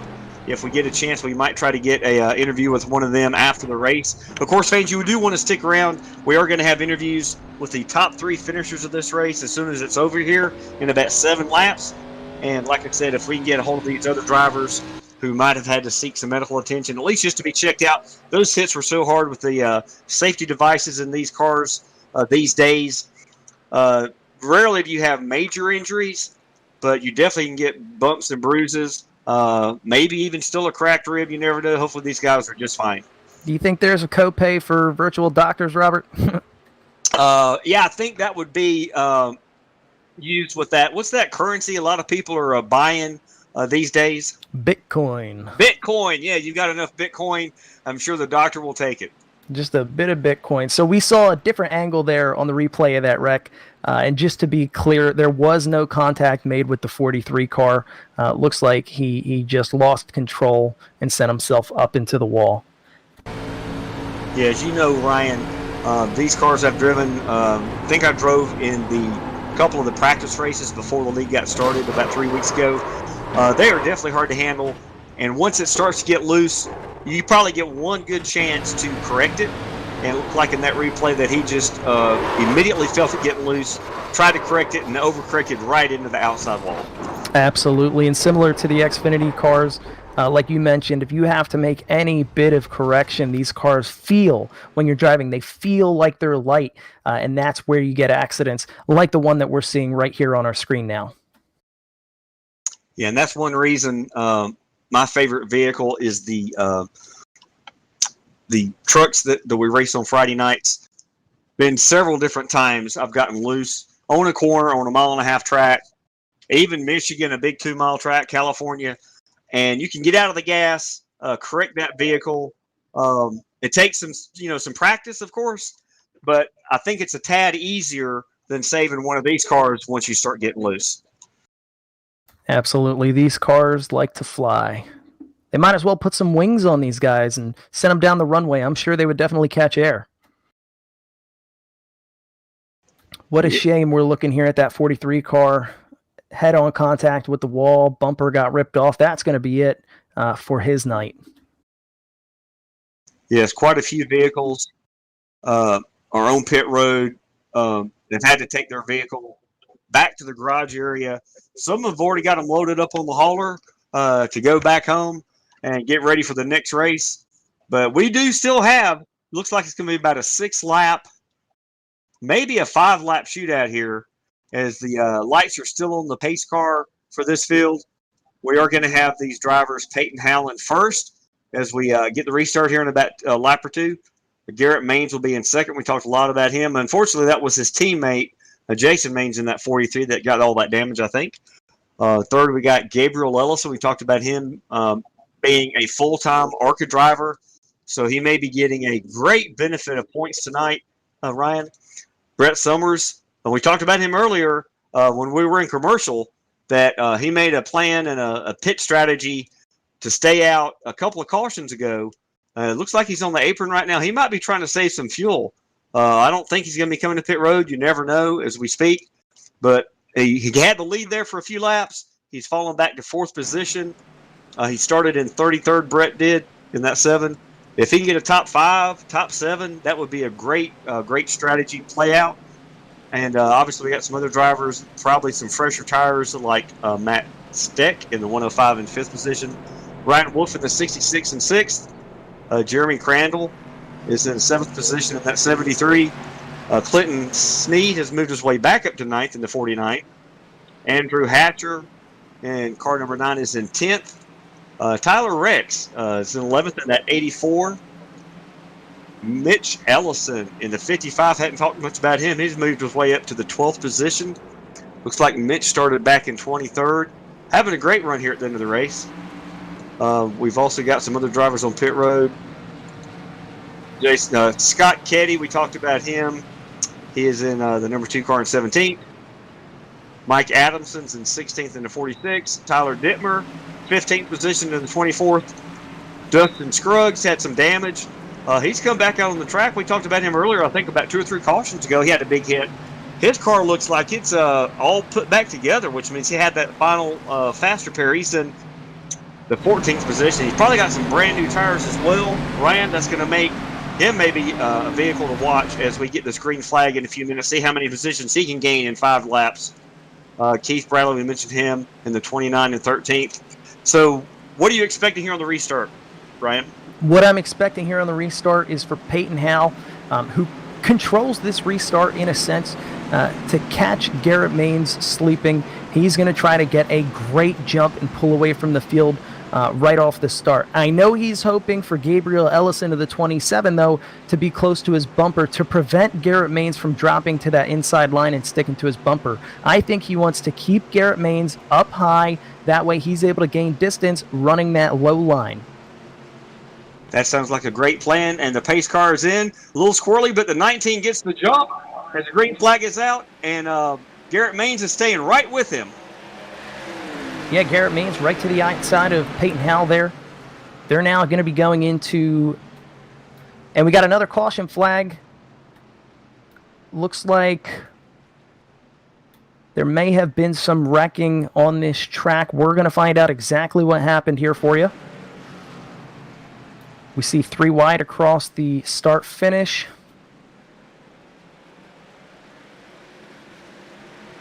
Either way, Peyton Howell, I know this is a breath of relief for him. Here we go, looking at the replay. Definitely a breath of fresh air for Peyton Howell, though. He wants to get as close to that checkered flag as possible. He knows that Garrett Maines is an extremely tough car to contend with. I believe Garrett Maines is just a little bit faster than Peyton Howell, and I think Peyton knows that. So he wants to be able to hold the inside line for just a couple of laps, see that checkered flag come down, and win in a style as such. Yeah, I think we might have had some debris out there on the track from that last caution. Not sure exactly what caused that caution. We were looking over the track. The bad news is we're under caution again. The good news is, fans, you're going to get to see probably overtime here. Robert, can you fill us in on the rules with overtime in this series? Yes, I sure will, Ryan. If I'm not mistaken, I'm going to look real quick. Looks like what we're going to have is on the restarts,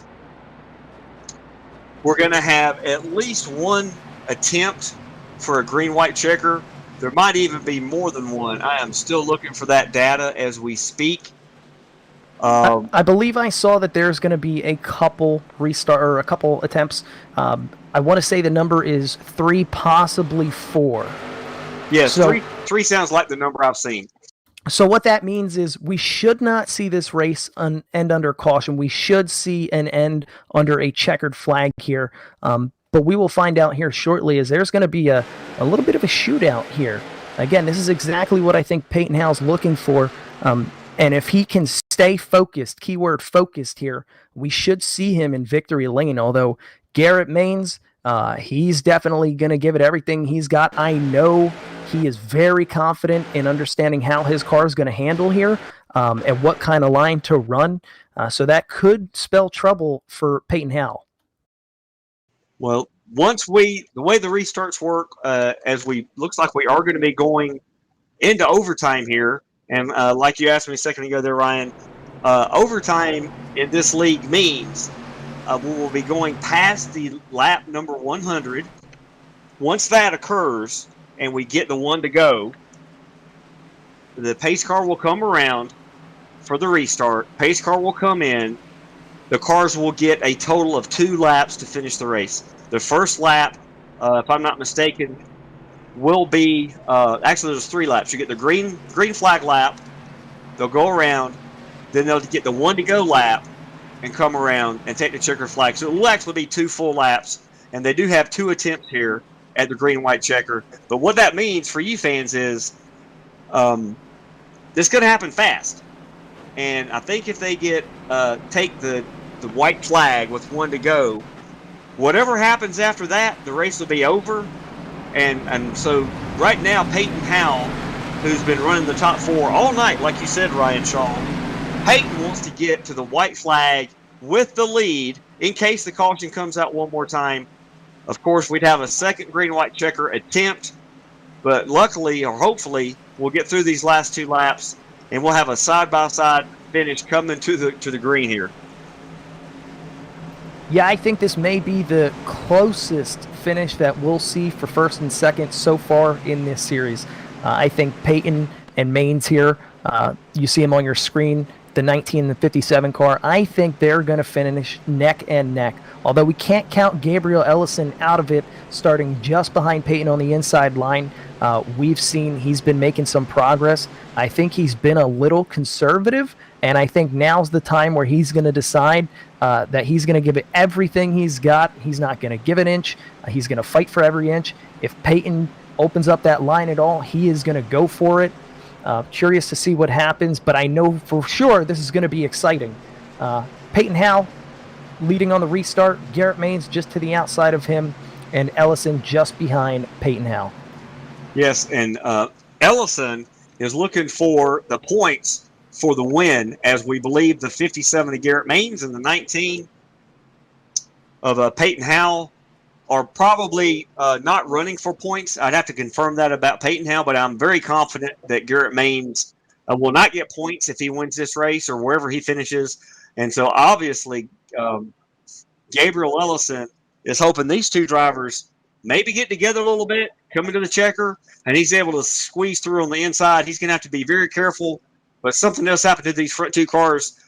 Gabriel Ellison, that 27, who did start 14th, has got the best chance, if he doesn't have any damage or get involved at all, at coming through anything and actually winning this race.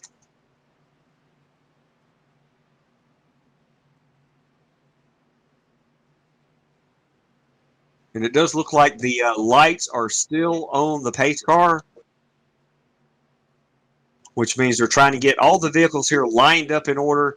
I'm going to give you fans a couple of quick ideas of who the hard charger could be for tonight. Right now, we do have Brett Summers in the 7. We talked a lot about him.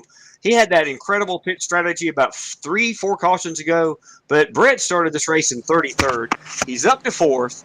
Even if he loses a spot or 2 before that checkered flag, he's having a great run, and right now he's the candidate to get the hard charger. Next in line would be Jeremy Crandall, who started 35th. He's up to 7th. If he were to gain 3 more spots, he could be the one to get the hard charger award. Ryan Kendall, he started in 31st. He's an 8th. He's having a great run. He could get the hard charger. The only other one that looks close enough that would be anywhere close to getting that award could be Andrew Hatcher in the 9. He started 27th. He's in 9th. It depends on what happens in front of him. And right now, these drivers, especially front row, whether it's points or no points, their pride is on the line. They're looking to win this race, get the great launch on the restart, get through 2 laps clean, hopefully have no cautions, and fight it out coming off of turn 3 and 4 to the checkered flag. And like we mentioned before, fans, these ARCA cars here in the Josh White Racing Esports ARCA Driver Development Series, these cars can get tight and push, especially when you're pushing the car maybe on the last lap, trying to get every single ounce of speed out of it. Obviously, they've got to make it through turn 3 and 4. They got to be careful to not get up into the wall. A little bit of damage could slow them down enough to where the third place running car, like we talked about before, Gabriel Ellis, sneak up. And the green flag is out. And we've got Peyton pulling away with the lead. Garrett Maines falling in line behind them as they go into turns 1 and 2. Peyton actually gaining some really good distance on Garrett Maines, but we see by the times here on the left of your screen, Garrett Maines is slowly but surely closing that distance. We know Peyton is definitely going to be trying to hold the inside line here. If Garrett's going to make a move, it's going to have to be to the outside of Peyton. We have another caution out. Yes, fans, give us a second. We're going to try to find where this caution exactly happened on the track.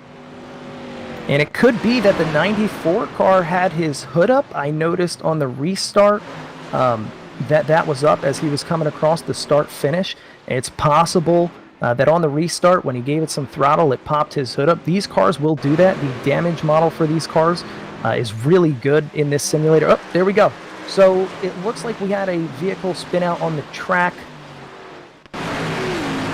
going into turn 3. We're going to be pulling up that replay for you here shortly in a second.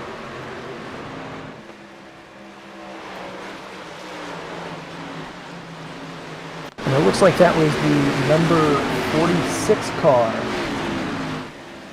It's going to be Mike Adamson. Let's see who. It looks like he may have come down on one of the other cars, kind of pinballed off him up into the wall and spun himself out there, which gave us the caution that we're currently out with. I'm wondering at this point, Ryan, this will be our final restart. This will be our second attempt, fans, at a green-white checkered finish. Are any of these cars, any of these drivers, going to be short on fuel here? Well, you mentioned earlier that Brett Summers, currently in 4th, looked like he might have been trying to conserve some fuel. And we know that it's been quite a while since he's been up. 43 laps to be exact since he's last been in the pits. The drivers up front should be okay, but my eyes are on Brett Summers right now to see what happens, see if this forces him to pit these extra amount of laps that probably were not necessarily taken into account with his strategy. Yeah, I'm pretty sure these cars on a full fuel run under green probably can't do 40 laps, not much more. Of course, there's been a lot of caution laps. He's been able to save a lot of fuel, but that would be interesting. Everybody's going to have to watch if they're behind him on this final restart. If he were to stumble, obviously the fuel pickup on these vehicles, you've got to keep gas where the fuel pickup is. If you've only got a gallon left, these cars are probably getting 4 miles to a gallon. This is a 1.5 mile track. So you may have a gallon in the tank, making sure the pickup senses that fuel and actually gets it up to the engine is a whole nother story. So he could be running really low.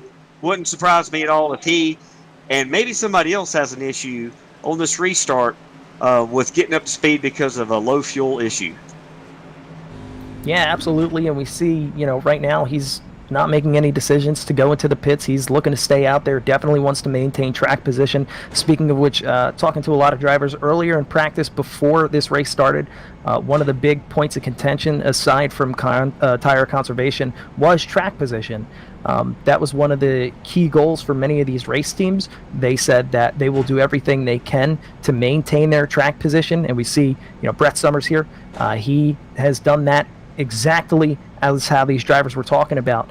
His primary goal right now is maintaining that track position. We've seen he's been out here. He had the lead about 20 laps ago, fell behind to some of these drivers on fresher tires, but he is still maintaining this track position under these cautions. It was definitely something that he has taken into account with his strategy, and he's definitely banking on all of these cautions that came out. And you know what? The gamble paid off for him. So far, so good. I did hear over radio communication with his team. He's got about 3 laps, probably 2.5 laps now of fuel available. And I'm not sure if we're going back green. I think we got another lap of caution before we go back green. He may be having to cut this car off. Yeah, he may have to cut the car off. He may get forced into the pits. That sounds like it's going to be extremely close for him to try. However, what does he necessarily have to lose? Fighting for that 4th place spot, and it looks like as far back as he could even potentially drop is down to 25th, because we have 25 cars still on this lead lap. And one more quick question for you, Ryan Shaw. Did you notice Brett Summers in the points when you were looking at him earlier? Well, let's take a look now. Going through the points that I have up on my screen, Brett Summers is currently 27th with an average finish of 24th, 23 points in the series here. Yeah, that's wonderful. So this was an incredible strategy play he called. Even if he runs out and finishes 24th, he's not really going to lose anything. However, if he's able to maintain this 4th position, 5th position, 6th, and get a finish like that with the carnage we've seen tonight, that's going to be a big boost to him. As we know, a couple of the cars, Chris Cinnamon's not in here tonight. So this was a great call, no matter how it ends up for Brett Summers. Absolutely nothing to lose. And if I'm not mistaken, Robert, he started in 33rd, correct? That is correct. So to me personally, a race where you finish ahead of where you started is a good race. And I think he's seeing it that way as well.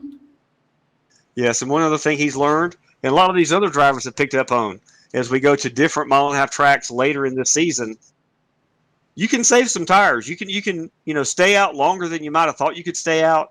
Obviously, we had a lot of cautions here, but the tire fall off has not been terrible. Different tracks obviously have a different grip level, a different pattern of wearing tires out. For example, Darlington's going to wear the tires out. Atlanta is going to chew the tires up and spin them right back at the guy behind you. Atlanta. Yes, sir. So, but this is something some other drivers, or at least the other drivers' crew chiefs, are taking note of. This number 7 of Brett Summers making that pit call to stay out. He led a few laps, and he's going to get a great finish, it looks like, if he has enough fuel in the tank. And we've got the lights off on the pace car. We're going to get ready for another restart here. We're going to have Peyton Howe leading from the inside. Garrett Maines, who has led most of this race, on the outside, followed closely by Gabriel Ellison, who is going to be contending for a top spot in points here. And Brett Summers, who we're keeping a very close eye on in 4th place, who's going to be fighting fuel more than anything. Exactly. We do have some of these other drivers we've talked about in the top 10 that are still up here in the top 10. And here we have the pace car, 3 into 4. The lead car now able to see the start-finish line. Pace car is going to be pulling off into the pits here. Strap in. This is going to be the most exciting part of the race, this restart, as the green flag is out. And the check flag will be coming around shortly. Peyton pulling away Garrett Maines closely behind him in 2nd. Gabriel Ellison in 3rd as they go into turns 1 and 2. Peyton holding that inside line, followed closely by Maines of the 57 car. We're looking at our screen here. Now coming out of turn 2 to the back stretch. Peyton Howe pulling away just a little bit, about a quarter of a second ahead of Garrett Maines here. Now going into turns 3 and 4. It looks like he was trying to break that draft. He gets into the wall. Does Maines? Oh! And Garrett Maines passes him. Peyton got into the wall. Sorry about that. Not sure what's happening. We got a caution.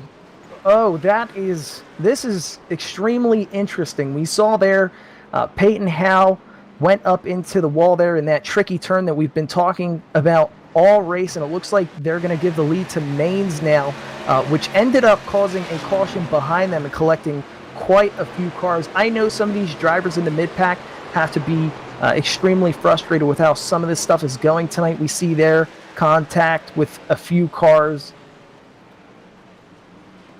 Yeah, it looks like that's going to be the race. It does look like Garrett Maines was able just to barely clear Peyton Howe. We talked about it all night there, Ryan. You brought it up at the beginning of the broadcast, how these cars can get tight, pushed up into that wall coming out of turn 4. That's exactly what happened. Garrett Maines just was able to get around him, maybe a little bit more experience. And Gabriel Ellison was finishing here 3rd. So here's your top 3 finishing orders. Can be Garrett Maines. Although right now they're switching it to Peyton Howe. This is interesting. We're going to be looking at a replay here to see how this gets scored. Yes. So it looks like what we're looking at is what we believe to be the moment that the yellow came out, and we have a clear image here of Maines in the 57 having first place over Peyton Howe. We're going to be getting you guys some confirmation shortly. Yes, we're looking as the ARCA officials are trying to get the timing of when exactly that caution came out. And from what I'm seeing is they have completed the last lap of the green-white checker. I'm thinking they're giving it to Peyton Howe, and Garrett Maines would be 2nd, Gabriel Ellison 3rd. You guys let me know if you see any other confirmation that I could be wrong. But now, right now I'm seeing Peyton Howe as well. Garrett Maines in 2nd. Gabriel Ellison in third, Wolf in fourth, Summers fifth, Steck sixth, Crandall seventh, Kendall eighth, Keith Bradley, 29 car, ended up at ninth, and Hatcher in 10th. Yeah, going through the rest of that, if you've got it right in front of you there, Ryan, I'm going to try to get these drivers up for their interviews.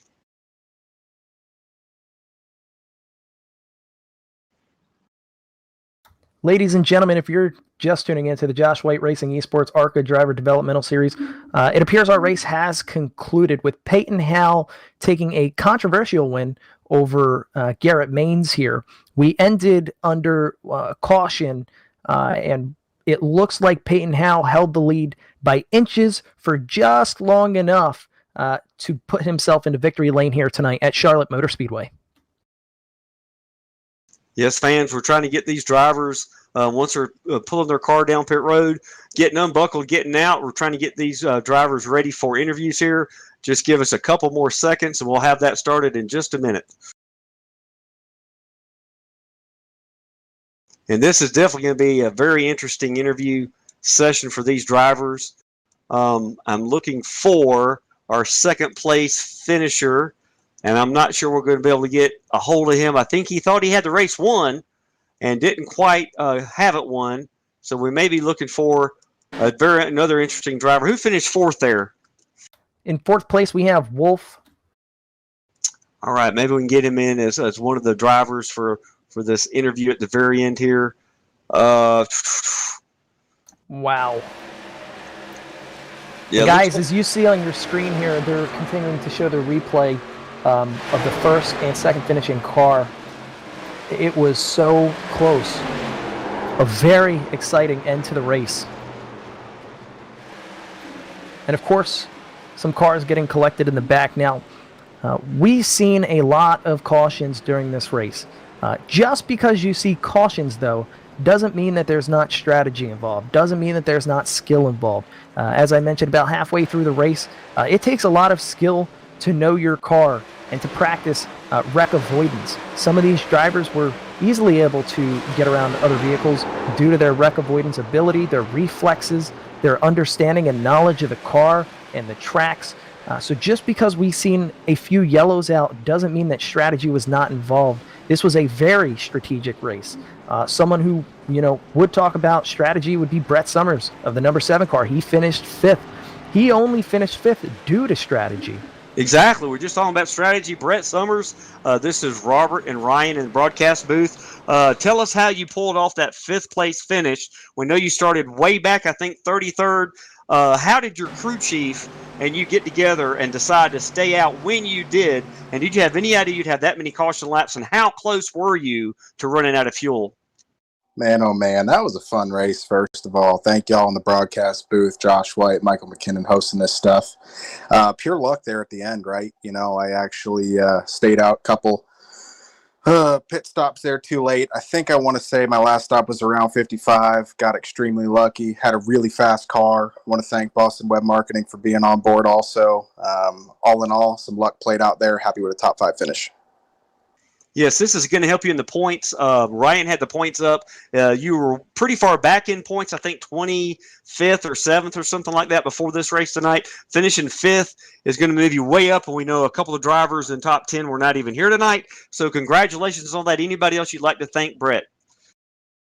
Friends and family watching. Thank Josh White Esports Racing Series for hosting. Thank you, broadcasters. It's been a fun night tonight. Happy with a top 5 finish.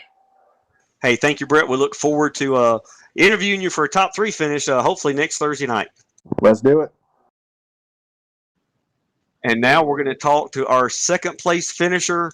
I'll let you take this, Ryan. This is Mitch Ellison in that 27 finished in 3rd. Tell us, Ryan, he's going to get some facts from you. Go ahead. Hey, Mitch, I know your brother Gabriel, did a great job out there. You didn't do too bad yourself. I know before the race we talked some strategy. I know we were talking about how, you like the 1.5 mile runs. You were looking to stay out of trouble. How did that strategy take into effect during this race for you?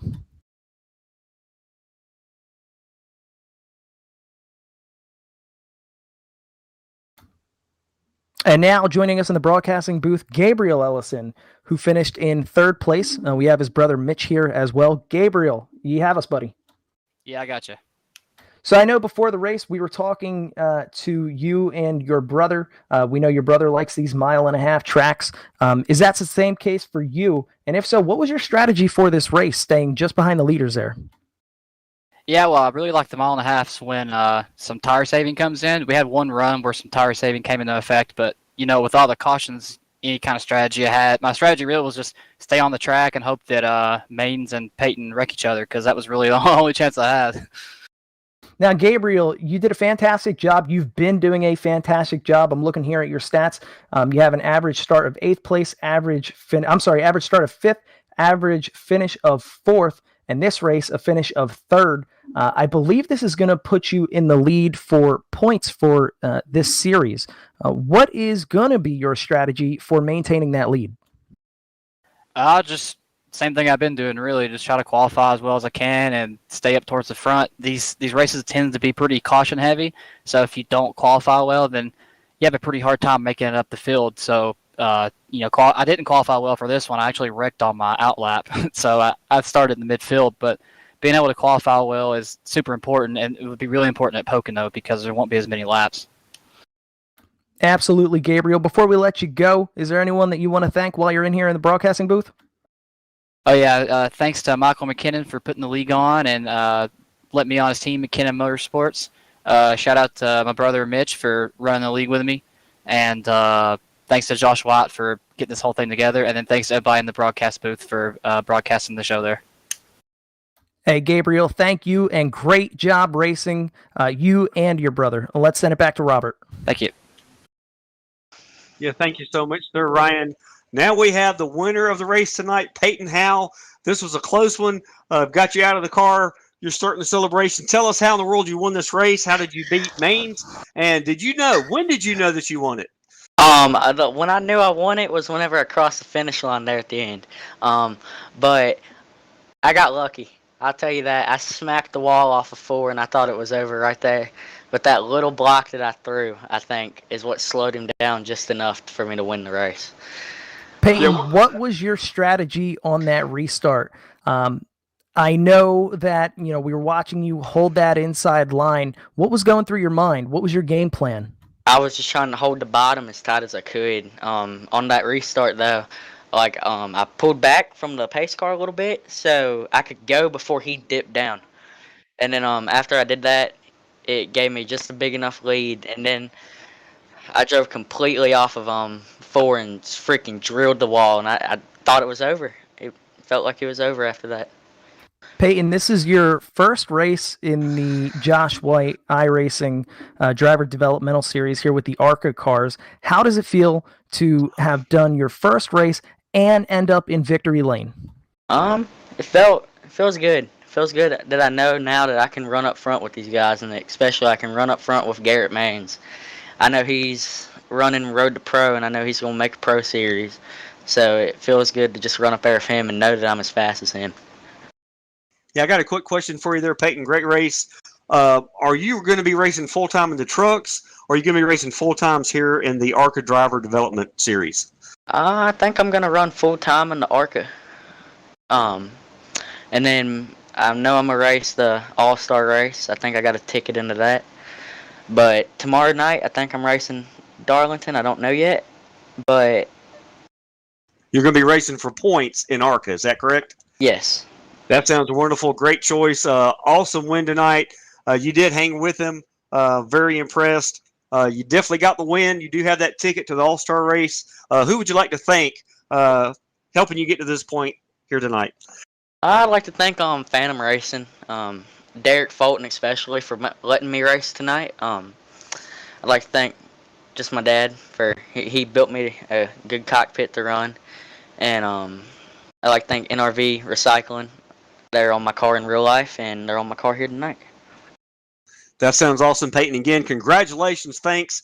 And with that win, running this series for points, you might have missed a couple races, but I'm pretty sure by the end of the season, before playoffs, you'll be right up there in the top 2 or 3 or 5.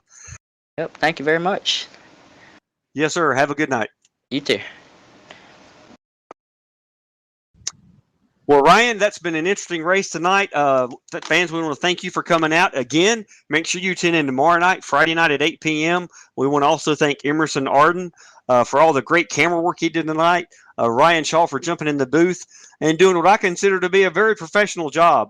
He did a great job. Hopefully I get to work with you again pretty soon. Ryan, what were your takeaways from the race? My takeaways from the race was, yes, we saw quite a few cautions, but not once was this what I would consider to be a boring race, a race where strategy wasn't taken into account. Actually, this was an extremely strategic race. There was a lot of gambling. Again, we saw it with Brett Summers, gambling on that fuel, gambling on not pitting, hoping that more cautions would come out. So it was a little bit of a different race than we're used to, but it had all of the excitement, especially at the finish. Like I said, that was probably the closest finish we've seen so far, and it may be the closest that we're going to see all season here in this ARCA series. Yeah, that is true. It was a great finish. Fans, thank you so much for staying up and watching. Again, tune in tomorrow night. You have been watching the Josh White Racing Esports ARCA Driver Development Series here at Charlotte for a little more than 100 laps, maybe 105 or 6 with the green-white checker. Again, thanks, fans, for being here. Tune in tomorrow night. Have a great one. Enjoy your weekend. Be safe, and we will talk to you soon.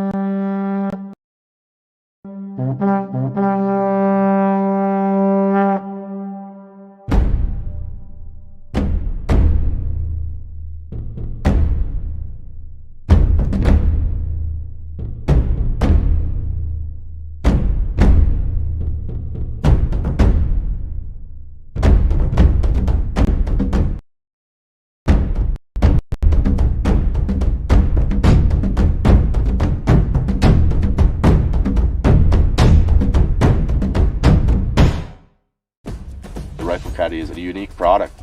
I mounted it in my truck. We've been through some rough terrain. There's a lot of tough roads that we go through here to get to some of the spots that we want to walk into. I can definitely say that the Rifle Caddy stands up to its name.